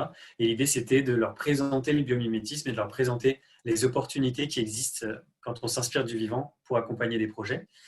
Et ensuite, à partir du mois de mai, là, on a eu des phases beaucoup plus visibles au grand public. On a une phase de sensibilisation où on a eu différentes conférences en ligne, un passage à la radio, beaucoup de contenu partagé sur les réseaux sociaux, etc. Pour sensibiliser autant au biomimétisme qu'à l'ESS et surtout sensibiliser sur la réunion de ces deux approches, de ces deux axes. Et le mois de juin, qui a été un peu le temps fort du tour, avec ce programme en ligne qui était une sorte de hackathon créatif, on pourrait dire. Donc, on appelait ça un créathon. Et donc, c'était 4-5 semaines en ligne pour justement accompagner des personnes tout au long de ces semaines en ligne à faire émerger des nouvelles idées de projets bio-inspirés. Alors, très rapidement, je vous disais qu'on a eu pas mal de discussions au local avec différents partenaires. Et donc, ce que j'aimerais bien souligner, c'est qu'on a vraiment une pluralité de partenaires de différents horizons, puisqu'on a vraiment dû mettre des gens autour de la table qui venaient parfois du secteur académique, qui étaient plutôt du monde de la recherche, profil plutôt ingénieur, ou alors profil accompagnement de projet, ou des acteurs régionaux, ou des entrepreneurs, des acteurs de l'ESS, des étudiants, des startups, etc. Donc, ça a été vraiment intéressant déjà dans la construction de ce tour et l'opération de ce tour, d'être au contact de plein d'acteurs et actrices différentes. Et ça a été déjà un premier challenge en soi, parce que comme vous le savez peut-être, ce n'est pas forcément simple de faire discuter des gens et de faire émerger quelque chose de ces discussions quand les personnes ne parlent pas forcément le même langage. Alors un peu plus précisément, puisqu'on parle de la région sud ici, je voulais vous montrer juste un peu la diversité aussi des acteurs qui se sont joints à nous en région sud. Donc que ce soit dans les temps de co-création, que ce soit en tant qu'intervenant ou intervenante dans certains événements, que ce soit pour relayer nos informations, etc. Donc on a vraiment eu un soutien assez impressionnant et on les remercie beaucoup, toutes ces personnes dans la région sud qui nous ont accompagnés. Alors, quelques chiffres sur cette première édition du Tour. Donc, je vous parlais tout à l'heure de sensibilisation. Donc, malgré le passage en ligne, on a quand même réussi à sensibiliser plus de 650 personnes en ligne grâce à nos conférences et au passage à la radio. En parlant de formation, donc, on est allé initier plus d'une cinquantaine d'acteurs de l'accompagnement de projet, comme je vous disais, initiés donc au biomimétisme et aux possibilités d'utiliser cette approche dans l'accompagnement de projet. Et on a aussi formé plus d'une 100 heures d'entrepreneurs et entrepreneuses en herbe qui ont du coup appris ces méthodologies d'innovation inspirées du vivant en rejoignant ce créathon. Et quand je vous parlais d'action, donc on considère que ces structures qui ont été partenaires dans la co-création du tour au local sont passées à l'action du fait d'être dans les discussions et de s'être mobilisées avec nous pour faire vivre ce tour au local. Donc, c'est plus d'une trentaine de structures qui ont fait ça avec nous. Et dans ce créathon, on a eu du coup 24 équipes et donc 24 concepts de solutions entrepreneuriales bio-inspirées qui ont émergé de ce Biomimpact Tour cette année. Alors, ce qui va sûrement vous intéresser un peu plus, c'est justement ce créathon et cette possibilité d'utiliser la bio-inspiration pour faire émerger des solutions innovantes et créer des projets entrepreneuriaux. Comme je vous le disais, c'était environ 5 semaines en ligne pour faire émerger des projets bio-inspirés. Donc, les grands chiffres à retenir, c'est qu'on a eu environ 120 participants et participantes des 4 coins de la France qui se sont joints à nous pendant initialement 4 semaines. Il se trouve qu'on a débordé un peu sur 5 semaines, mais donc c'est quand même un engagement conséquent sur du temps en ligne pendant 5 semaines pour travailler justement sur des idées bio-inspirées. Donc, je vous disais, on a eu 24 équipes et donc au final, c'est 24 idées de projets bio-inspirés qui sont émergées pendant ces 5 semaines. On a eu la grande chance d'avoir des mentors tout au long de ce créathon. C'est-à-dire qu'on a à la fois eu des mentors scientifiques qui ont accompagné chaque équipe dès le début de l'aventure et tout au long de cette aventure-là, et aussi des mentors avec un profil plus accompagnement de projet qui sont intervenus à la dernière semaine justement pour aider les projets à se projeter un peu plus loin dans la concrétisation d'un projet entrepreneurial. Et en bonus, on a 16 équipes qui étaient, disons, un petit peu plus motivées que les autres et qui ont carrément fait un pitch vidéo. Donc, il y a des vidéos de 2-3 minutes en ligne pour présenter leur idée de projet. Et c'est assez intéressant de voir ça. Alors, de manière un peu plus visuelle, donc, à la base, je vous disais, c'était prévu sur 4 semaines. Donc, dans les grandes lignes, ce créathon, la première semaine, c'était les équipes choisissent une problématique sociétale qui leur tient à cœur. Donc, ça peut être autant des thématiques environnementales que sociales ou autres. Une fois qu'on a bien creusé cette problématique-là et identifié son écosystème, la deuxième semaine, les équipes sont allées explorer le vivant et donc partir à la recherche de certaines fonctions qui sont des solutions qui peuvent être appliquées aux problématiques identifiées lors de la première semaine. Ensuite, en semaine 3, c'était vraiment la semaine de génération de concepts, donc pas mal de design de solutions innovantes en fonction de ce qu'on a trouvé à la semaine 2 et en se remettant dans le contexte de cette problématique explorée en semaine 1. Et enfin, en semaine 4, c'était l'idée de choisir le concept qui était le plus pertinent et le plus potentiellement viables, on va dire, dans tous les concepts bio-inspirés. Et ensuite, de faire un peu une feuille de route, de faire une ébauche de business model et un peu de se projeter justement dans la continuation d'un éventuel projet, si les personnes veulent lancer leur projet. Alors, il faut savoir que, oui, je vous enverrai cette présentation un peu plus tard, mais donc on a aussi fait des vidéos tout au long du créaton, puisque du coup, c'était en ligne, il n'y avait pas beaucoup de visibilité à l'extérieur de ce qui se passait à l'intérieur. Donc, on a fait des petites vidéos qui sont assez sympas, où on prend la température un peu auprès de certains et certaines de nos participantes, qui nous font un peu leur retour de comment ça se passe pour elles et pour eux. Donc, je vous conseille d'aller regarder ces petites vidéos qui sont assez sympas. Très rapidement, l'impact auprès des participants de ce créaton, si on voulait en mesurer une partie en tout cas. Alors d'une part, la note qui a été donnée en moyenne au créaton est de 8,3 sur 10, ce qui est quand même assez bon. Donc on était assez satisfait de ces résultats-là. Quand même 98% des participants et participantes nous ont indiqué qu'elles souhaitaient continuer à s'engager après le créaton. Donc on était content d'avoir un peu planté la graine de l'engagement auprès de ces personnes-là. Un peu moins de la moitié souhaitent continuer à travailler sur leur projet, donc le projet qui a émergé de ce créaton-là, et un quart va continuer à travailler sur un autre projet, donc sous-entendant un autre projet à impact. Donc on est quand même content de ces résultats-là. Alors je vous donne quelques exemples de projets qui ont émergé à la suite de ce créaton. Donc avec cet exemple-là où cette équipe s'inspire de systèmes biologiques de nettoyage. Donc ils sont allés observer comment les systèmes vivants se nettoient, en tout cas certains systèmes marins se nettoient. L'idée étant de pouvoir lutter contre les espèces invasives marines. Parce qu'il faut savoir que dans le transport de marchandises, on a souvent des navires qui partent d'un milieu A et qui vont vers un milieu B. Et sans le savoir, ces navires-là transportent plein d'espèces vers ce nouveau milieu. Et ça peut être des espèces invasives qui, du coup, vont chambouler complètement l'écosystème d'arrivée. Et donc, l'idée, c'était justement d'aller regarder comment les espèces marines se nettoient et de s'en inspirer pour pouvoir lutter contre ces espèces invasives. Il faut savoir que cette équipe, du coup, participe au BioMime Challenge, qui est un concours de projets bio-inspirés qui aura lieu pendant la BioMime Week, dont on a parlé au début. Et cette équipe aussi a participé au hackathon Océan qui était à Saint-Malo. Donc une équipe assez motivée pour continuer leur aventure. Et un deuxième exemple qui n'a rien à voir, si ce n'est que c'est une inspiration peut-être marine également, avec ce projet d'Archipel Joya, où l'idée c'était de s'inspirer de récifs coralliens pour concevoir une sorte d'archipel d'accueil d'urgence pour les réfugiés. Et donc c'était justement de regarder un peu comment se comportent ces récifs coralliens et en quoi ils sont à la fois un refuge pour les espèces marines qui cohabitent, à la fois ils aident à l'interaction et à la diversité et au ressourcement de certaines espèces. Et donc c'était avec cette idée d'avoir un impact plutôt social cette fois, donc on s'est un peu éloigné des idées plutôt technologiques et technocentrées pour avoir ce projet impact social. Et ce projet-là est actuellement en échange avec une élue à Bayonne notamment et aimerait aussi pouvoir faire une proof of concept, donc avoir un prototype de ce projet-là dans différents endroits en France. Donc, on suit ça avec grand intérêt. Donc, je vous disais tout à l'heure les vidéos, donc je vous laisserai ces slides ici pour que vous puissiez jeter un coup d'œil à ces pitch vidéos qui durent 2-3 minutes. On retrouve à la fois donc, les deux projets dont je vous parlais tout à l'heure, un autre projet qui s'inspire du système digestif humain. Donc, on peut en fait s'inspirer de l'humain aussi, qui fait partie de la nature, pour résoudre le problème de l'autosuffisance alimentaire des villes. Et d'autres thématiques comme l'assainissement des habitats, lutter contre les îlots de chaleur, filtrer les microplastiques, éviter la surpêche, réduire l'isolement social des personnes âgées, etc. etc. Donc, je vous invite vraiment à aller jeter un coup d'œil à ces vidéos inspirantes. Et du coup, ça, c'était l'émission 2020. Et je voulais vous parler rapidement de ce qu'on prévoit pour l'émission 2021. Et l'idée vraiment est d'embarquer un maximum de monde et donc de peut-être aussi vous embarquer pour cette édition 2021 qu'on est déjà en train de préparer. Alors, pour cette édition 2021, l'idée, c'est vraiment de continuer avec cette approche au local, avec les écosystèmes au local que l'on va activer et avec qui on va co-construire ce tour. Et donc, c'est vraiment rejoindre cette édition-là, c'est être au cœur de ces écosystèmes au local et multi-acteurs, donc avec plein d'acteurs de différents secteurs.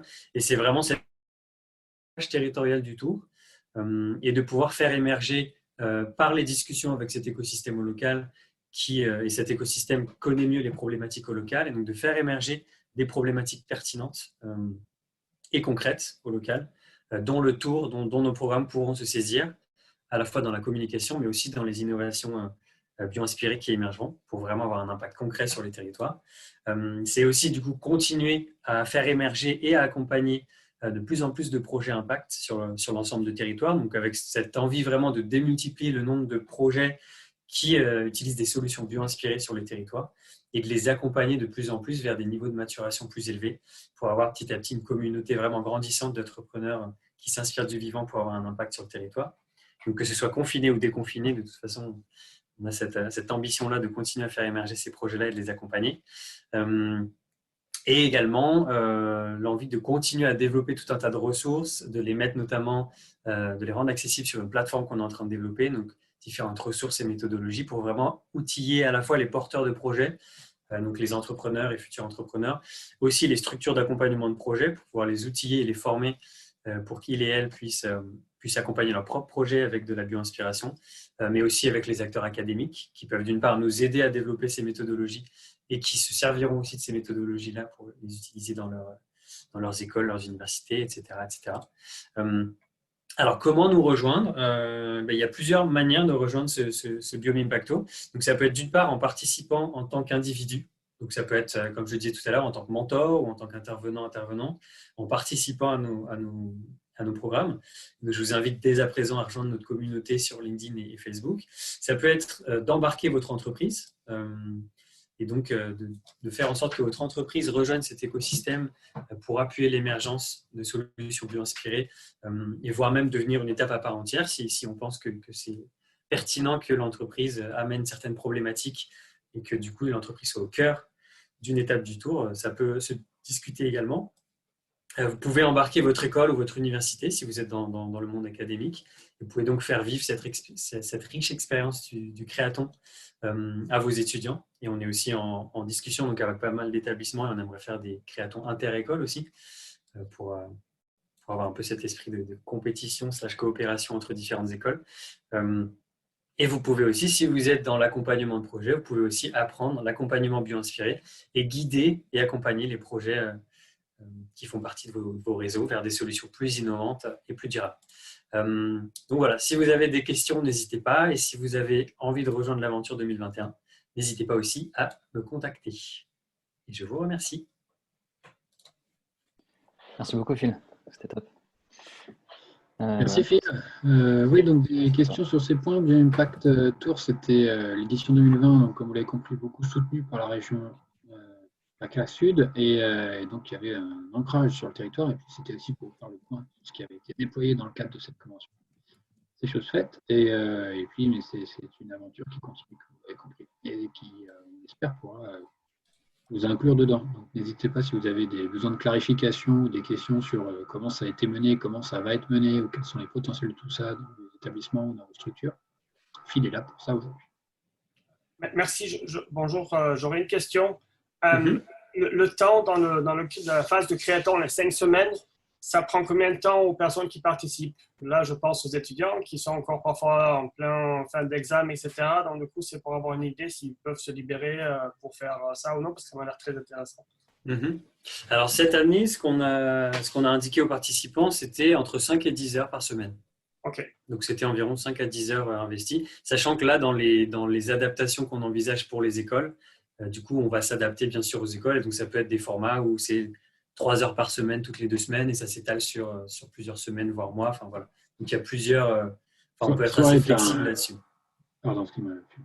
Non, vas-y. Soit être beaucoup plus intense aussi, ce qui est le format normalement habituel des tours que Make Sense maîtrise, sont des formats plus de 2-3 jours, plutôt type 48 heures d'innovation. C'est ça, ça peut être des hackathons sur un week-end ou sur une demi-journée, etc. Sachant qu'on ne pourra pas forcément aller aussi loin que sur plusieurs semaines. Mais donc, la méthode au biomimétisme n'est quand même pas aisée, aussi simple que d'autres, parce qu'il faut aller explorer beaucoup de champs. C'est assez transdisciplinaire, donc ça leur demande beaucoup d'intégrer pas mal d'informations, d'aller voir pas mal d'experts. C'est pour ça que l'étaler sur 4 semaines, c'était finalement un bon match. Ça a bien marché. Mais on peut tout à fait envisager, les canevas qu'a produit Phil sont excellents, sont vraiment très bien déroulés, très jolis. Donc, ça peut tout à fait aider. Moi, j'ai réussi là, à le faire avec une école en 3 heures déjà. J'avais un peu concaténé les canevas et à la fin, ils arrivaient déjà à sortir des choses très intéressantes. Okay, merci.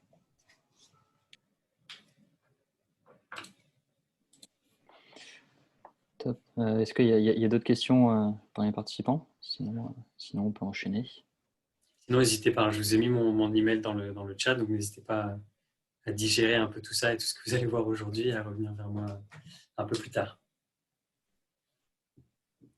C'est un très beau projet.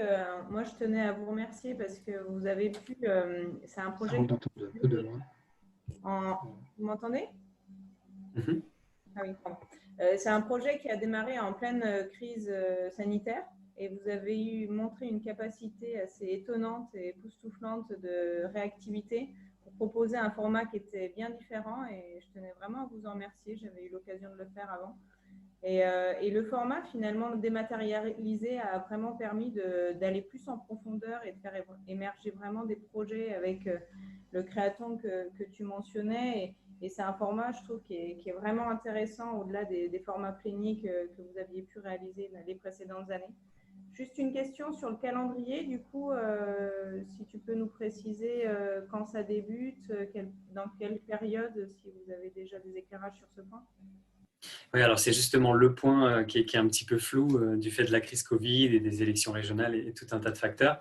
Donc on n'a pas encore de calendrier vraiment posé, on est en train de construire ça. On aimerait que ça démarre le plus tôt possible. Après, ce qui est le plus faisable sera sûrement au deuxième trimestre 2021. Après, des actions dans des écoles peuvent démarrer déjà avant, à partir de février 2021, quand il y a la reprise des cours. Donc, voilà, c'est encore en cours de construction, vu qu'il y a beaucoup d'incertitudes, mais donc n'hésitez pas à revenir vers moi au plus vite si vous voulez faire partie de ça dès les prochains mois. Oui, l'idée, c'est que ça va peut-être pas être un format aussi unitaire, et ça va peut-être être divers avec plusieurs formats dans plusieurs écosystèmes différents. Ça, c'est encore en cours de définition, enfin plutôt selon les opportunités, parce que voilà, pour le moment, il y a un peu d'incertitude sur le format que ça va prendre, sur le financement et tout ça.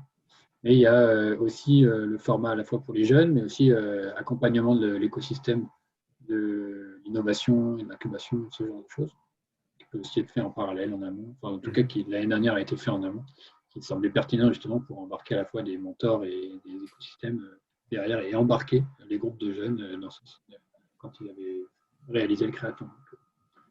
Tout ça, voilà, il n'y a pas vraiment de date fixée et tout est un peu selon les différents contacts qui vont être pris.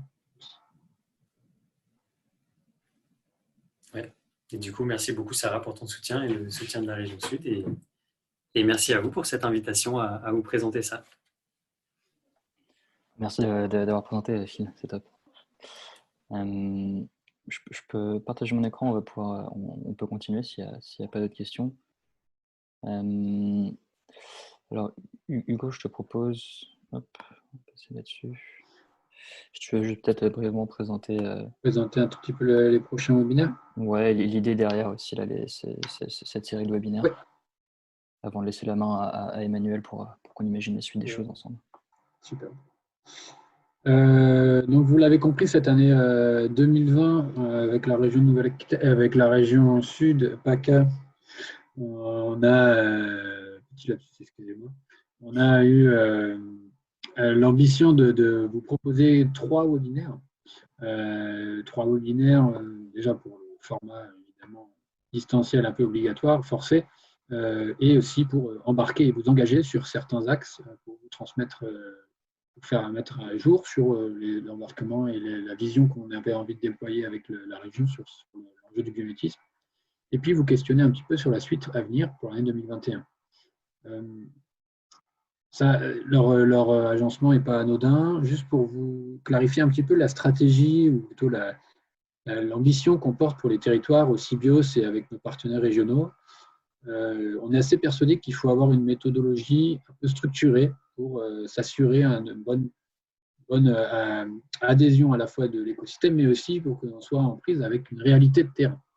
Et donc, ça se déroule en 4 grandes étapes, à notre avis, qui sont avant tout de commencer par une cartographie des acteurs et une meilleure compréhension de qui est déjà engagé dans la démarche de biomimétisme, qui s'intéresse à cette démarche de bioinspiration. Donc ça, c'est ce qu'a mis en place Yann, qui vous a été un peu présenté aujourd'hui, et qui va encore être amélioré et peaufiné dans les mois à venir, pour s'assurer de bien avoir compris l'écosystème. Ensuite, quand on a bien compris qui était présent et qui avait envie de s'embarquer dans cette thématique-là, c'est proposer autant que possible un soutien pour sensibiliser, outiller, former, transmettre les méthodologies, transmettre les outils, faire monter en compétence sur les enjeux du biométisme. Donc cette brique-là est, à notre avis, assez nécessaire à déployer à un moment ou l'autre, mais qui va sûrement devoir répondre à des besoins divers. Certains sont déjà dedans depuis des années, d'autres sont en train d'explorer doucement, d'autres vont avoir des plutôt méthodologies de recherche, d'autres des méthodologies industrielles, de start-up, des choses comme ça. Donc on va avoir différentes sensibilités à ce niveau-là. Le troisième axe qui nous semble pertinent à déployer, c'est de ne pas faire du biométisme une nouvelle feuille de route, une nouvelle stratégie territoriale de région, mais de bien s'inscrire dans des feuilles de route existantes et d'aligner et d'embarquer autour peut-être des enjeux de la transition environnementale. Et souvent, les régions et les territoires ont déjà des feuilles de route sur les enjeux de la transformation environnementale et sociétale qui ont été déposées, notamment en région sud. Vous connaissez peut-être une COP d'avance de la région. Donc, l'idée est de voir comment l'écosystème du biométisme peut s'inscrire et répondre et ou faire au moins écho avec ces feuilles de route-là et voir comment on peut s'inscrire dans des projets, des groupes de travail qui seraient déjà existants ou peut-être ajouter certains angles morts que le biométisme pourrait révéler dans ces feuilles de route-là et comment on peut évaluer la corrélation entre le potentiel du déploiement du biométisme sur le territoire et les enjeux régionaux autour de ces stratégies de transformation sociétale et environnementale. Donc ça va être l'objectif du troisième webinaire où on va discuter et on va essayer d'échanger sur cette réflexion et sur cette feuille de route-là et de voir comment on peut mettre en corrélation ces deux écosystèmes et ces feuilles de route. Et puis le dernier axe qui sera, quand on a bien identifié qui faisait quoi et comment on pouvait s'aligner autour de cette feuille de route, comment construire main dans la main des projets, des pilotes, des réflexions de la construction, de la transformation du territoire ou la transformation de l'innovation et de la recherche. Voilà. Donc ça, c'est pour 2021 et ça reste encore à définir justement dans ces différents webinaires. Donc on vous propose le prochain webinaire le mardi 15 décembre pour discuter de cet angle d'approche autour d'une COP d'avance région sud. Comment on peut mettre le biométisme au service des enjeux du territoire. Voilà, je ne sais pas s'il y a besoin de clarification sur ce point-là. Sinon, je laisse la main à Emmanuel. On enverra de toute façon effectivement un ordre du jour plus détaillé, hein, en même temps que l'invitation. Il y a évidemment un lien avec le Biomime Impact Tour, c'est-à-dire que cette stratégie régionale, elle peut aussi susciter des vocations. Et je me souviens, enfin, moi j'ai mentoré un groupe en 2020 où on avait un enjeu plastique et enfin, rejet du plastique en mer, pardon, traitement des eaux, etc. Donc, et je sais, enfin, il y a une stratégie régionale sur zéro plastique en mer aussi. Donc, vous voyez qu'il y a des choses qui peuvent vraiment se mailler de manière intéressante. Et donc, l'idée, c'est de travailler à la convergence entre ces initiatives, les stratégies régionales, et puis celles qu'on peut faire émerger en plus. Sinon, l'objectif, c'est effectivement maintenant de réfléchir avec vous, parce qu'on a évidemment quelques pistes, donc on va vous les proposer sur la diapo d'après, sur la série de webinaires où rêvons un peu, peut-être que ne nous interdisons pas un peu d'utopie, peut-être qu'on arrivera un jour à se revoir en vrai, et peut-être que ce jour n'est pas si lointain que ça, donc ça on verra bien. Si on peut faire des choses en présentiel, c'est bien aussi, on pourra faire du mixte, pourquoi pas aussi, s'il y a besoin, si c'est utile pour que tout le monde puisse participer, parce que finalement il y a bien des avantages dans les deux systèmes. Donc sur la forme, on y reviendra. Sur le fond, parmi les pistes proposées, vous avez quelques pistes auxquelles on a pensé nous, mais on est là pour échanger, donc on va regarder ensemble et on va prendre vos suggestions. Le premier, je l'ai évoqué un tout petit peu dans mon introduction tout à l'heure, c'est qu'on a la chance d'avoir une biodiversité exceptionnelle, aussi bien en termes de milieux que d'espèces et de taux d'endémisme d'ailleurs remarquables dans la région. Et de se dire que finalement, cette diversité de milieux dans la région fait une diversité de pressions évolutives, de contraintes pour les organismes qui y vivent, quand on est dans les hautes altitudes ou dans les grands fonds marins, quand on est sur des milieux extrêmement verticaux, quand on est sur des milieux extrêmement arides ou exposés au vent, la résistance au feu, enfin, On a plein de sujets qui peuvent être intéressants à explorer.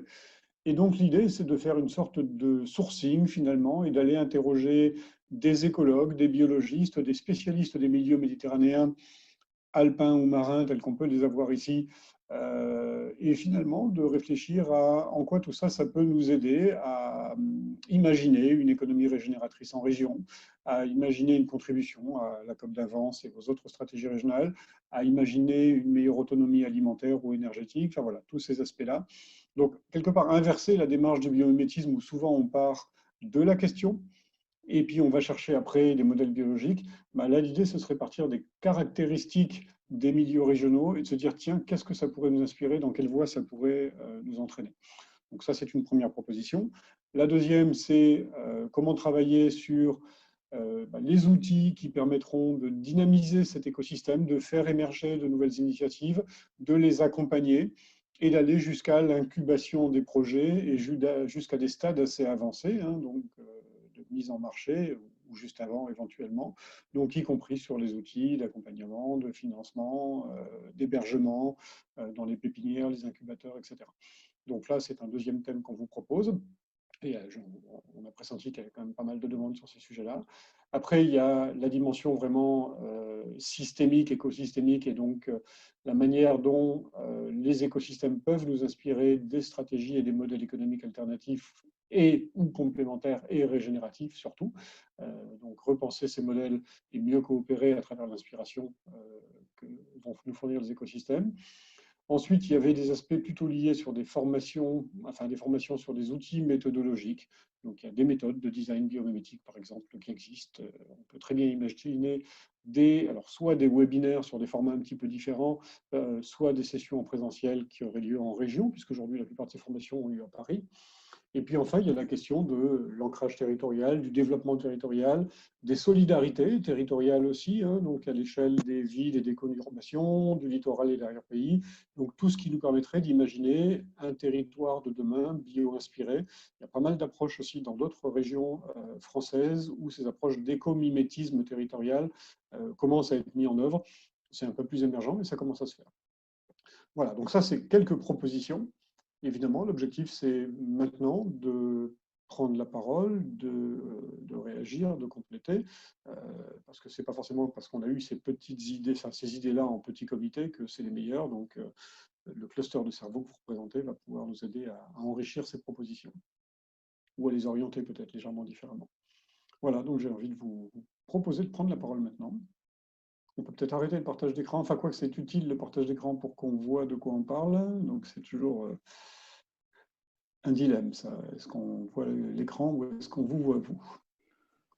Bon, on peut garder l'écran, ça peut peut-être donner des idées à certains des participants pour réagir. Donc là, encore une fois, on a un petit temps de parole. Bon, on n'est pas obligé de le faire en sous-groupe. N'hésitez pas à prendre la parole, à réagir à ce qu'on propose. Alors sur les formats, vu qu'on ne sait pas encore exactement comment ça va se passer dans les mois à venir, on peut difficilement parier dessus, mais en tout cas, comme le disait Emmanuel, sur le fond, voir ce qui est pertinent à développer, peut-être à pousser, ou alors vraiment à proposer d'autres idées, d'autres projets qui correspondent à ce que vous auriez envie de faire sur le territoire.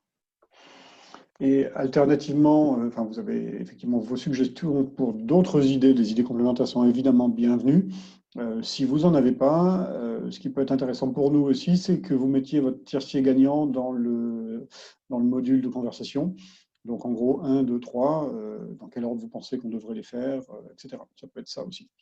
Et toutes les propositions et toutes les contributions sont quand même bienvenues maintenant.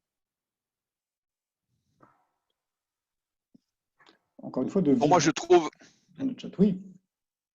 Je trouve, j'aime bien l'idée de prendre le problème à rebrousse-poil, les milieux naturels de la région, le biomimétisme. Je trouve que ça, c'est une approche intéressante qu'on n'a pas l'habitude de pratiquer. Et donc, je pense que ça ce serait vraiment très, très intéressant de développer ça. Ok, merci Marius. Merci Marius.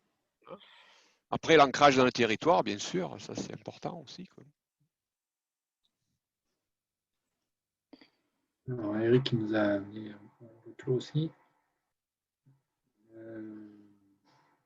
je suis plus dubitatif au niveau des formations, aux enjeux méthodologiques. Je ne vois pas très bien comment ça peut se faire, donc c'est certainement intéressant aussi.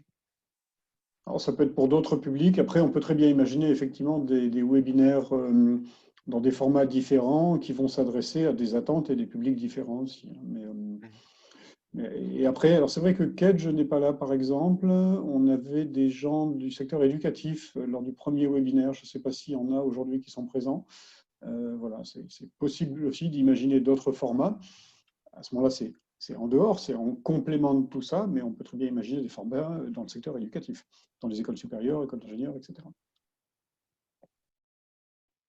Peut-être pour réagir à ta remarque, Marius, je pense que Hugo, tu pourras compléter, mais sur la formation aux enjeux méthodologiques, peut-être si on a une demande, par exemple, d'un secteur en particulier ou sur une solution bien inspirée en particulier des différents acteurs, c'est de donner des outils d'appropriation justement de la démarche bio-inspirée à ces acteurs.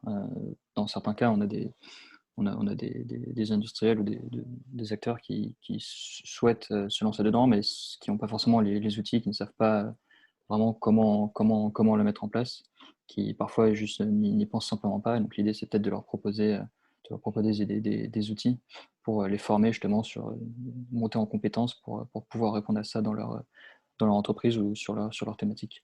Je ne sais pas si tu veux compléter, Hugo, par rapport à ça. Tout à fait. Alors, parce qu'en plus, nous aussi, au Sybios, on a 3 thèses sur les enjeux méthodologiques qui sont en train d'être menées. Aline Lettor qui travaille sur la place du designer dans la démarche du biométricien. Elliot Graeff qui travaillait sur la place du biologiste sur la place du biométricien. On avait aussi initialement Pierre-Emmanuel Fayumi qui avait travaillé sur la concaténation de toutes les méthodologies bio-inspirées. Donc, il a fini sa thèse depuis un temps, les différents tests sont travaillés là-dessus. Et puis, on a aussi des acteurs comme Adrien Saint-Sandros qui travaillent maintenant sur les outils aussi pour soutenir la méthodologie du biométrisme, venir répondre notamment par exemple sur les bases de données, le questionnement des bases de données du vivant, du muséum naturel, sur les enjeux de structuration de cette donnée biologique et puis des outils de caractérisation des matériaux, des outils de prototypage.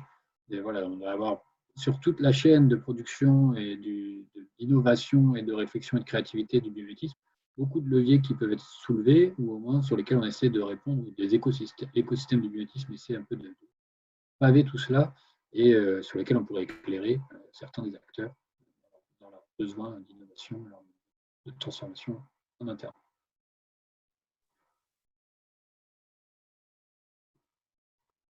Alors peut-être s'il y en a qui par exemple, ça pourrait être intéressant aussi d'avoir le point de vue sur des axes qui ne correspondent pas du tout à vos attentes. Et si oui, pourquoi? Vos retours peuvent être intéressants. Je pense que de toute façon, dans l'écosystème, il y en a qui sont intéressés par les différents axes. Peut-être qu'il y en a qui ne correspondent pas aux attentes et on pourrait savoir un peu pourquoi et mieux comprendre aussi comment on pourrait les designer pour mieux à tout le monde. Et inversement, s'il y en a qui répondent exactement à ce que vous attendiez, puis il y en a qui n'apparaissent pas et vous n'attendiez pas à ça dans le cadre de ce groupe de travail, dans ce cadre de cet écosystème autour du biométrisme, vous n'attendiez pas du tout à retrouver ces briques de proposition. Ce que je peux vous proposer pour le faire de manière très très simple, pourquoi pas aussi, ça peut se faire dans le chat, c'est que si vous les numérotez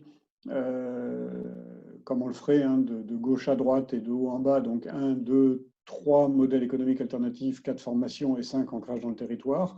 Et en face de ça, vous nous mettez ça dans le module conversation, vous mettez la priorité, c'est-à-dire lequel vous voudriez absolument voir, et puis 5, c'est la plus mauvaise note, celui qui ne vous intéresse pas, parce qu'il est en dehors des clous. C'est un petit sondage qu'on pourrait faire là presque en live, directement sur le chat. Si ça vous va, en tout cas, c'est le moment de prendre la parole, de prendre la température et de vous exprimer. Ah, mais formidable, il y a même un sondage qui va être créé. Ouais, là, si je peux... Vas-y, allez-y. Merci. Si je peux juste compléter, donc c'est Xavier, je suis désolé, je ne peux pas mettre la caméra parce que j'ai peur que je me retrouve coupé. C'est Xavier de la CCAMP, la Chambre de commerce et d'industrie. Merci en tout cas pour la présentation et les échanges. Alors, vous l'avez compris, avec ma casquette Chambre de commerce, moi, ce qui va plus m'intéresser, entre guillemets, ça va être l'émergence de projets. Parce que je pense que si on veut essayer de convaincre un peu un ensemble d'acteurs économiques de l'intérêt du biomimétisme, des opportunités économiques associées, etc., c'est par la mise en place de projets. Moi, ce que j'avais compris aussi, un des enjeux du biomimétisme, c'était le rapprochement entre les laboratoires et les acteurs économiques, justement pour pouvoir déployer ce type de projet. Donc moi, je suis plus attiré par le point 2 sur l'incubation et avec le lien avec l'ancrage territorial. Et c'est là où ça rejoint un peu nos discussions qu'on a eues en sous-groupe, à mon avis. Enfin, je pense que vous avez tous eu cette discussion-là. C'est qu'à mon avis, il faudra faire un fort lien entre l'émergence de projets, les filières stratégiques des territoires, et justement arriver à corréler les deux niveaux et montrer que le biomimétisme, c'est pas juste quelque chose d'intellect. De la théorie, c'est aussi de la pratique et il y a des réels intérêts économiques, d'innovation, de différenciation et autres qui peuvent se développer, quoi, et de partenariat. Alors, c'est pour ça que moi, à titre, on va dire, chambre de commerce, je suis plus attiré par le point 2, le 5 et le 3. Voilà, je le mettrai sur le sondage. Parfait, merci beaucoup Xavier pour ta remarque. Bon, je n'ai pas trop réussi à faire le sondage, mais on peut le faire facilement sur le chat. D'accord. Et on prendra tout ça en note. Eric se dit captivé par les enjeux autour du tourisme. Et Eric aussi nous suggérait de regarder du côté des biomimétismes marins, enfin en tout cas des acteurs marins, qui pourraient certainement contribuer avec leur expertise complémentaire. Sur le tourisme? C'est ça la remarque, c'est sur le lien entre biomimétisme et tourisme? Oui, Eric nous disait apparemment qu'il ne percevait pas le lien entre biomime et tourisme et que ça lui semblait captivant et prometteur. Et Marius nous a fait partager sa vision d'organisation. Merci Marius. Mon soutien, je pense.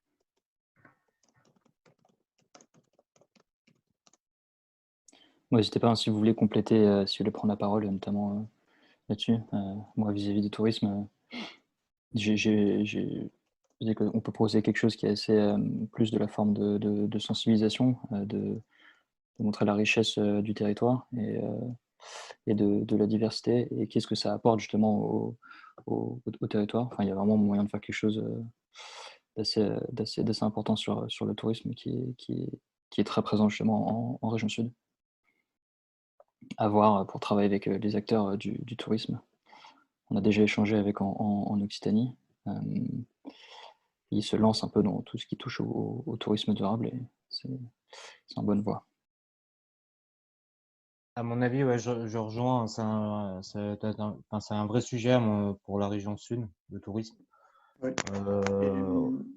Concrètement, je fais le pont avec d'autres projets, hein, le programme Naturact qui est déjà financé et sur lequel, comme on a énormément décalé le projet à cause du Covid et du report du Congrès mondial pour la nature, il reste encore du budget.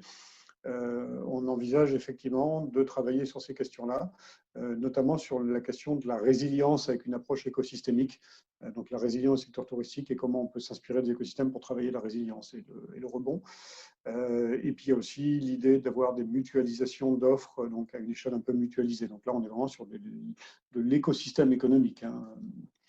Ce serait en gros le séminaire 3, mais appliqué au tourisme. Alors, on a quelques retours. Peut-être certains veulent s'exprimer sur leur point de vue. On a pas mal de retours. Il va falloir qu'on copie et qu'on recolle tout ça pour être sûr de ne pas perdre la trace. peut-être, si tu veux t'exprimer un peu sur la proposition que tu fais.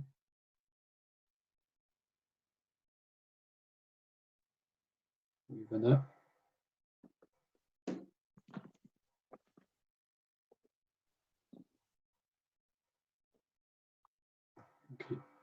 Ok, Manuel, merci. C'est noté.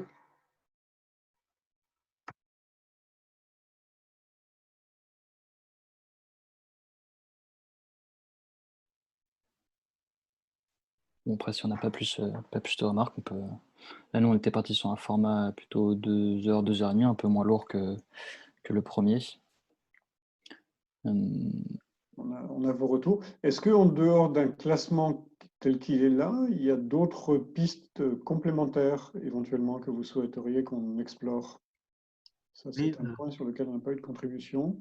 Oui, Jean-Louis Passito. Dans ma réponse au prix de l'innovation biomimétique, nous avions évoqué aussi avec ma collègue qui est très spécialisée dans les constructions d'itinéraires de découverte des paysages ou des territoires. L'idée de, finalement, peut-être, comme il n'y en a que 2 dans le monde connus, un aux États-Unis et un en Israël, ce sont des itinéraires de découverte de la biomimétique, du biomimétisme. Alors, ça me fait penser, le make sense, là, me fait penser à ça, c'est-à-dire que, est-ce qu'on ne peut pas imaginer quand même que dans cette région sud, qui est très riche effectivement au niveau des milieux naturels, et où il y a, on le sait, depuis très longtemps, souvent des dissensions entre les plus férus de la high-tech et puis les plus ardents défenseurs de la nature, il y a souvent un mur. Et ça, je crois que le biomimétisme pourrait, si avec une formule peut-être qui soit dans l'esprit de Make Sense, qui soit aussi dans un esprit de, peut-être qu'évoquait aussi Emmanuel, d'essayer d'aller dans les laboratoires, etc. Peut-être qu'on pourrait imaginer un projet d'itinéraire de découverte de la biomimétique qui aurait une forme encore à définir et qui pourrait être quand même quelque chose qui soit non pas très concentré, ça pourrait être dans un parc naturel, mais non, quelque chose qui soit un peu réparti sur la région.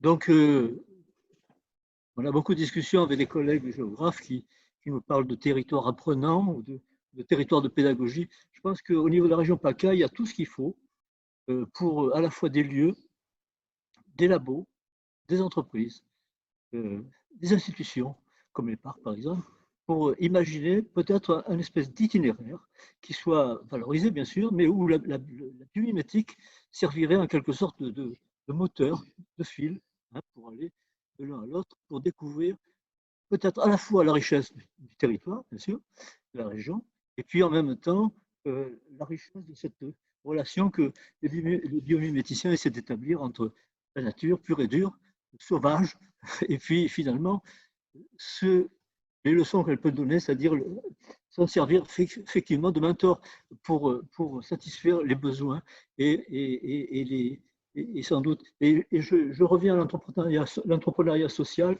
je trouve ça très formidable. Effectivement, moi je fais partie de ceux qui, dans le groupe PACA, qui travaillent pour essayer d'introduire dans les communes ce qui est en train d'être voté à l'Assemblée et au Sénat sur la deuxième loi qui introduit les territoires dits zéro chômeur de longue durée. Et je crois qu'il y a aussi des métiers nouveaux qu'il faudrait inventer. Peut-être que le biomimétisme permettrait aussi de réfléchir sur cette question-là, de nouveaux métiers. Et ces métiers étant les liens entre la connaissance pure, la beauté des territoires, la richesse, et puis la satisfaction des besoins, et peut-être aussi l'imagination et la créativité pour essayer d'aller plus loin.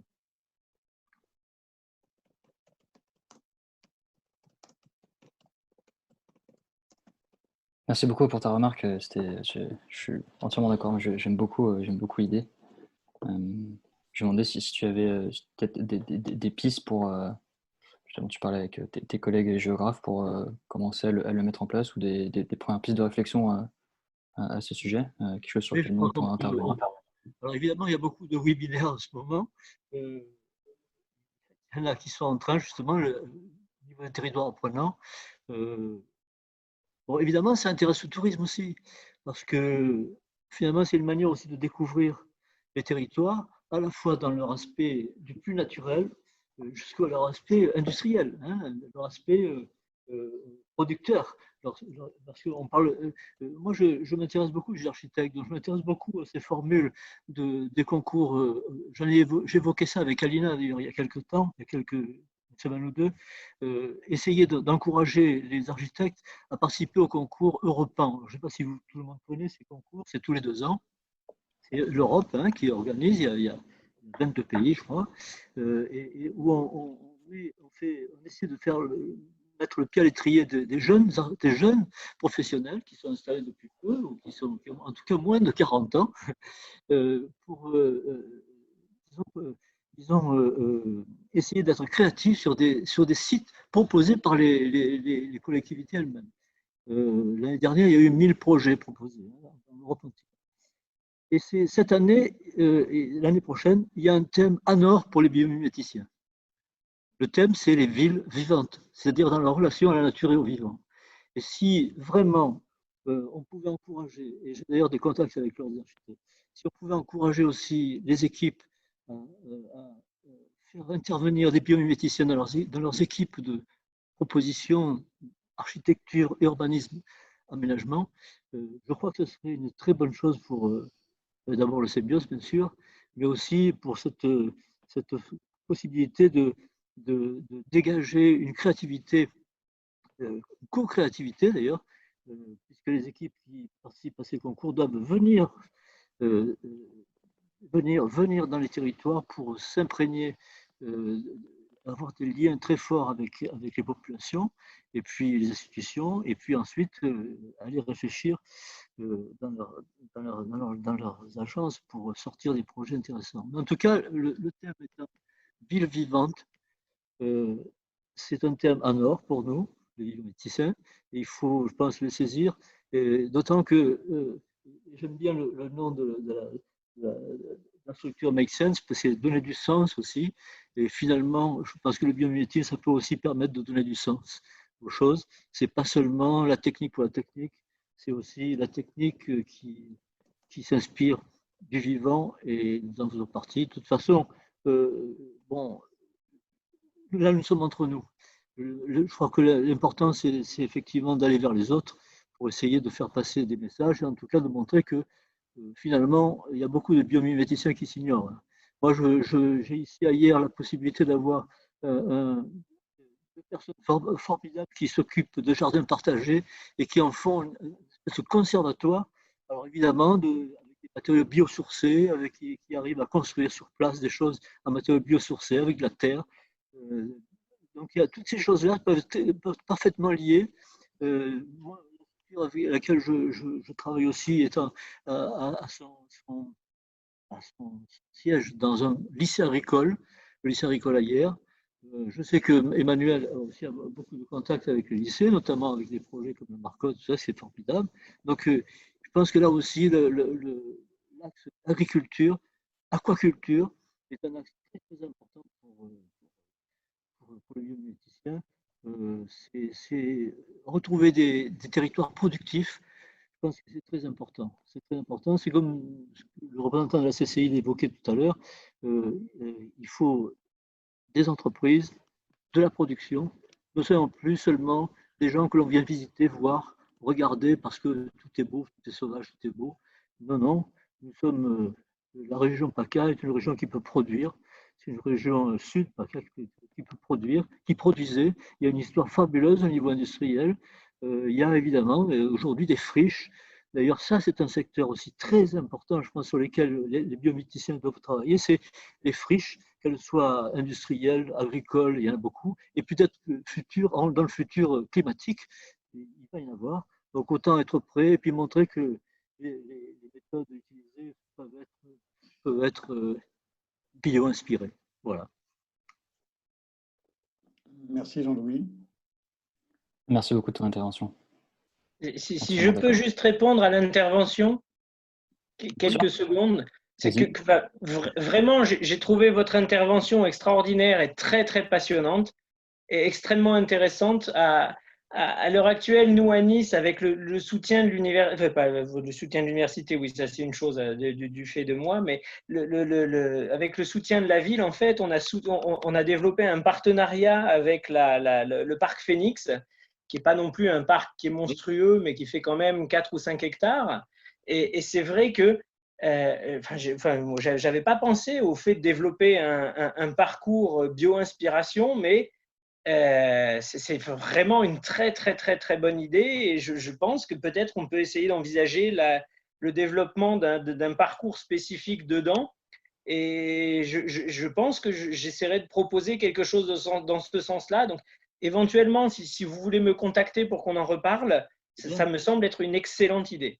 Oui, mais je crois qu'il doit être construit cet itinéraire aussi en le contextualisant, co-construit avec, au niveau de l'échelle régionale. Avec l'échelle régionale, oui, mais je n'ai pas l'accès à l'échelle régionale. Et méditerranéenne, euro-méditerranéenne, je pense que ça, c'est très important. En tout cas, ce n'est pas une idée neuve. Hein. Il y a 2 itinéraires dans le monde. Il y en a un aux États-Unis, bien sûr, du côté de chez Janine Benus, et puis un autre en Israël. Lié d'ailleurs à des activités agricoles.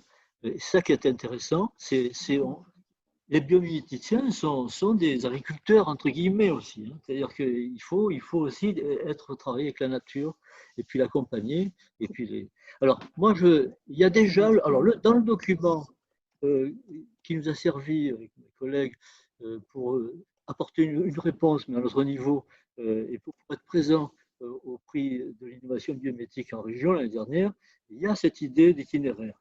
Mais elle est effectivement un peu centrée.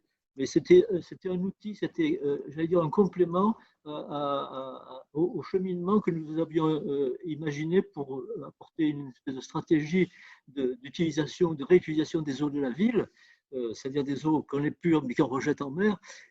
C'était donc cette idée, c'était en plus de montrer qu'on est dans une zone défavorisée, avec une décharge, avec une zone humide qui est en pleine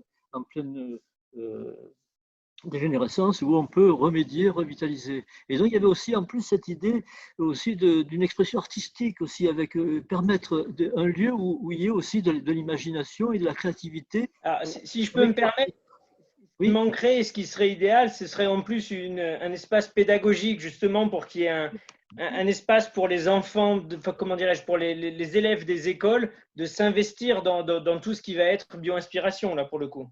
Tout à fait. Tout à fait, oui. Donc voilà, bon, je pense que la région sud, notre région, est vraiment armée pour faire ça. On a un climat fabuleux, donc ça peut s'étaler sur des mois et des mois, tout ça. Mais tout ça est à relier. Hein. Je pense que le make sense, hein, c'est formidable. Le tour aussi, c'est très intéressant parce que en fait, on relie à la fois des structures, des hommes, des institutions, des établissements d'enseignement et tout ça. Je crois que finalement l'itinéraire il peut aussi se faire une espèce de page, comme des pages japonais. Hein. On peut aller d'un truc à l'autre et puis peut-être imaginer des sessions et des périodes différentes. Et puis la région, elle a beaucoup.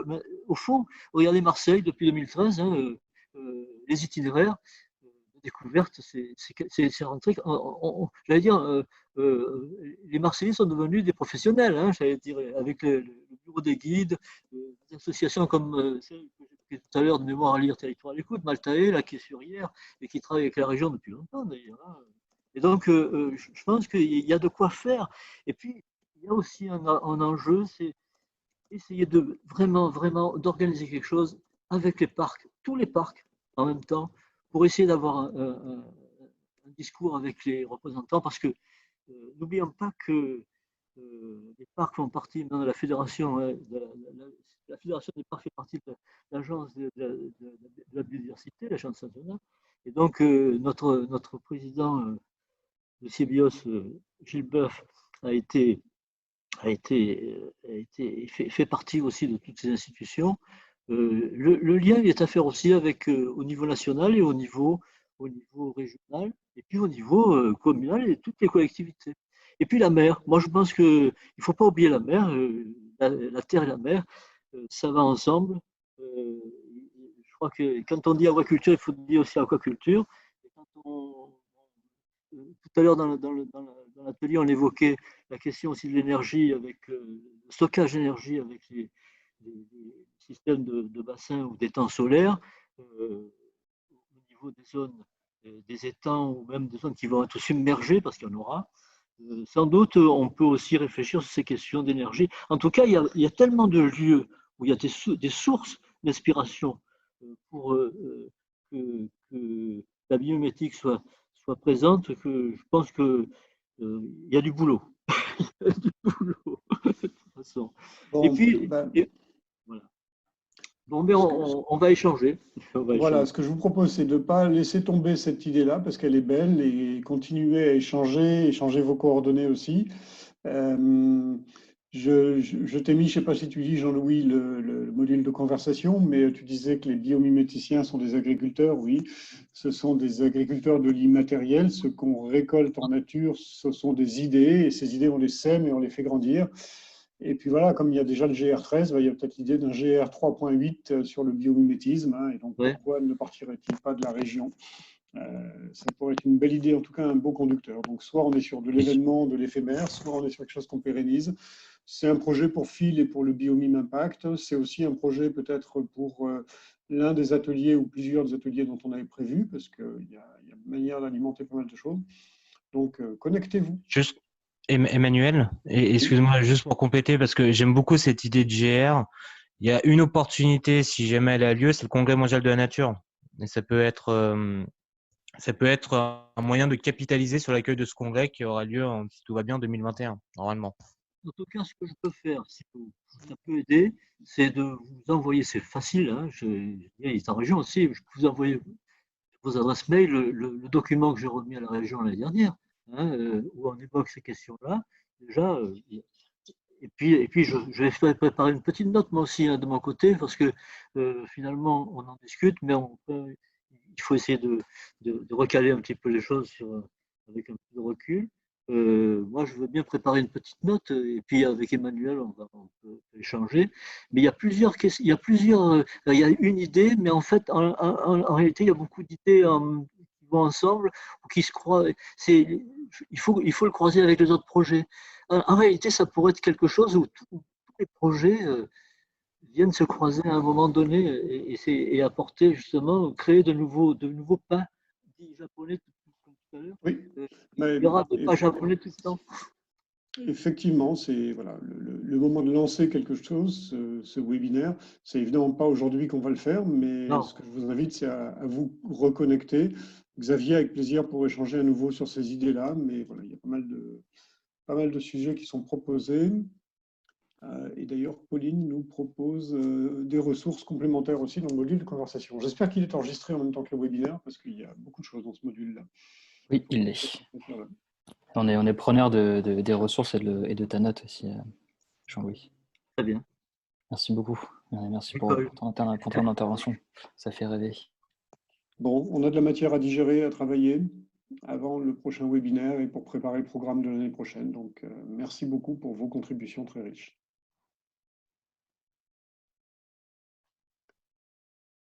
Merci beaucoup. Merci, au revoir.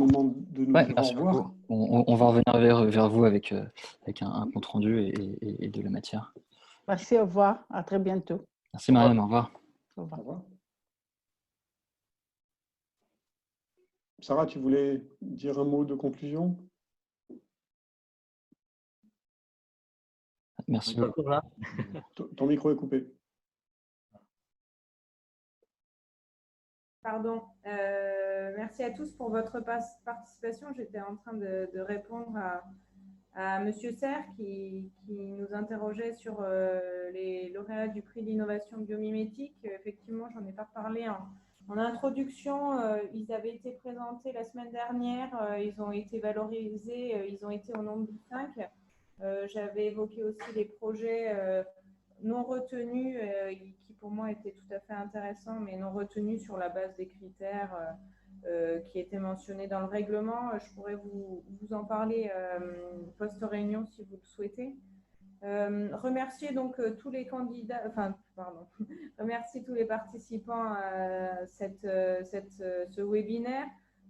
On parlait tout à l'heure des thématiques de certains webinaires qu'on conduira en 2021. Je pense qu'il ne faut pas non plus exclure les résultats du travail de la cartographie des acteurs que nous allons alimenter, qui nous permettra aussi d'avoir de nouvelles idées de webinaires. Donc, merci pour vos retours. Le travail, il ne fait que commencer.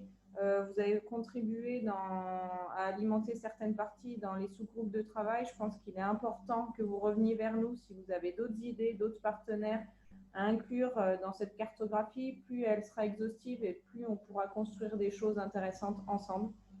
voilà, on reviendra donc vers vous très rapidement avec des liens sur le webinaire de la semaine dernière, sur le tableau qu'on va agréger avec vos différents retours et la liste des travaux qui ont été engagés par le CBIOS et Maxent. De mon côté, je n'ai pas d'autres éléments à mentionner. Peut-être Emmanuel, Yann ou Hugo, vous souhaitez apporter des éléments complémentaires? Merci. Non, bah, merci bientôt d'avoir au 15. participé et on se voit le 15. D'ici là, on reviendra. Moi, je reviendrai vers vous. Merci à tous. À bientôt. Au revoir. Merci, à bientôt. Au revoir. Merci beaucoup et à bientôt. Merci.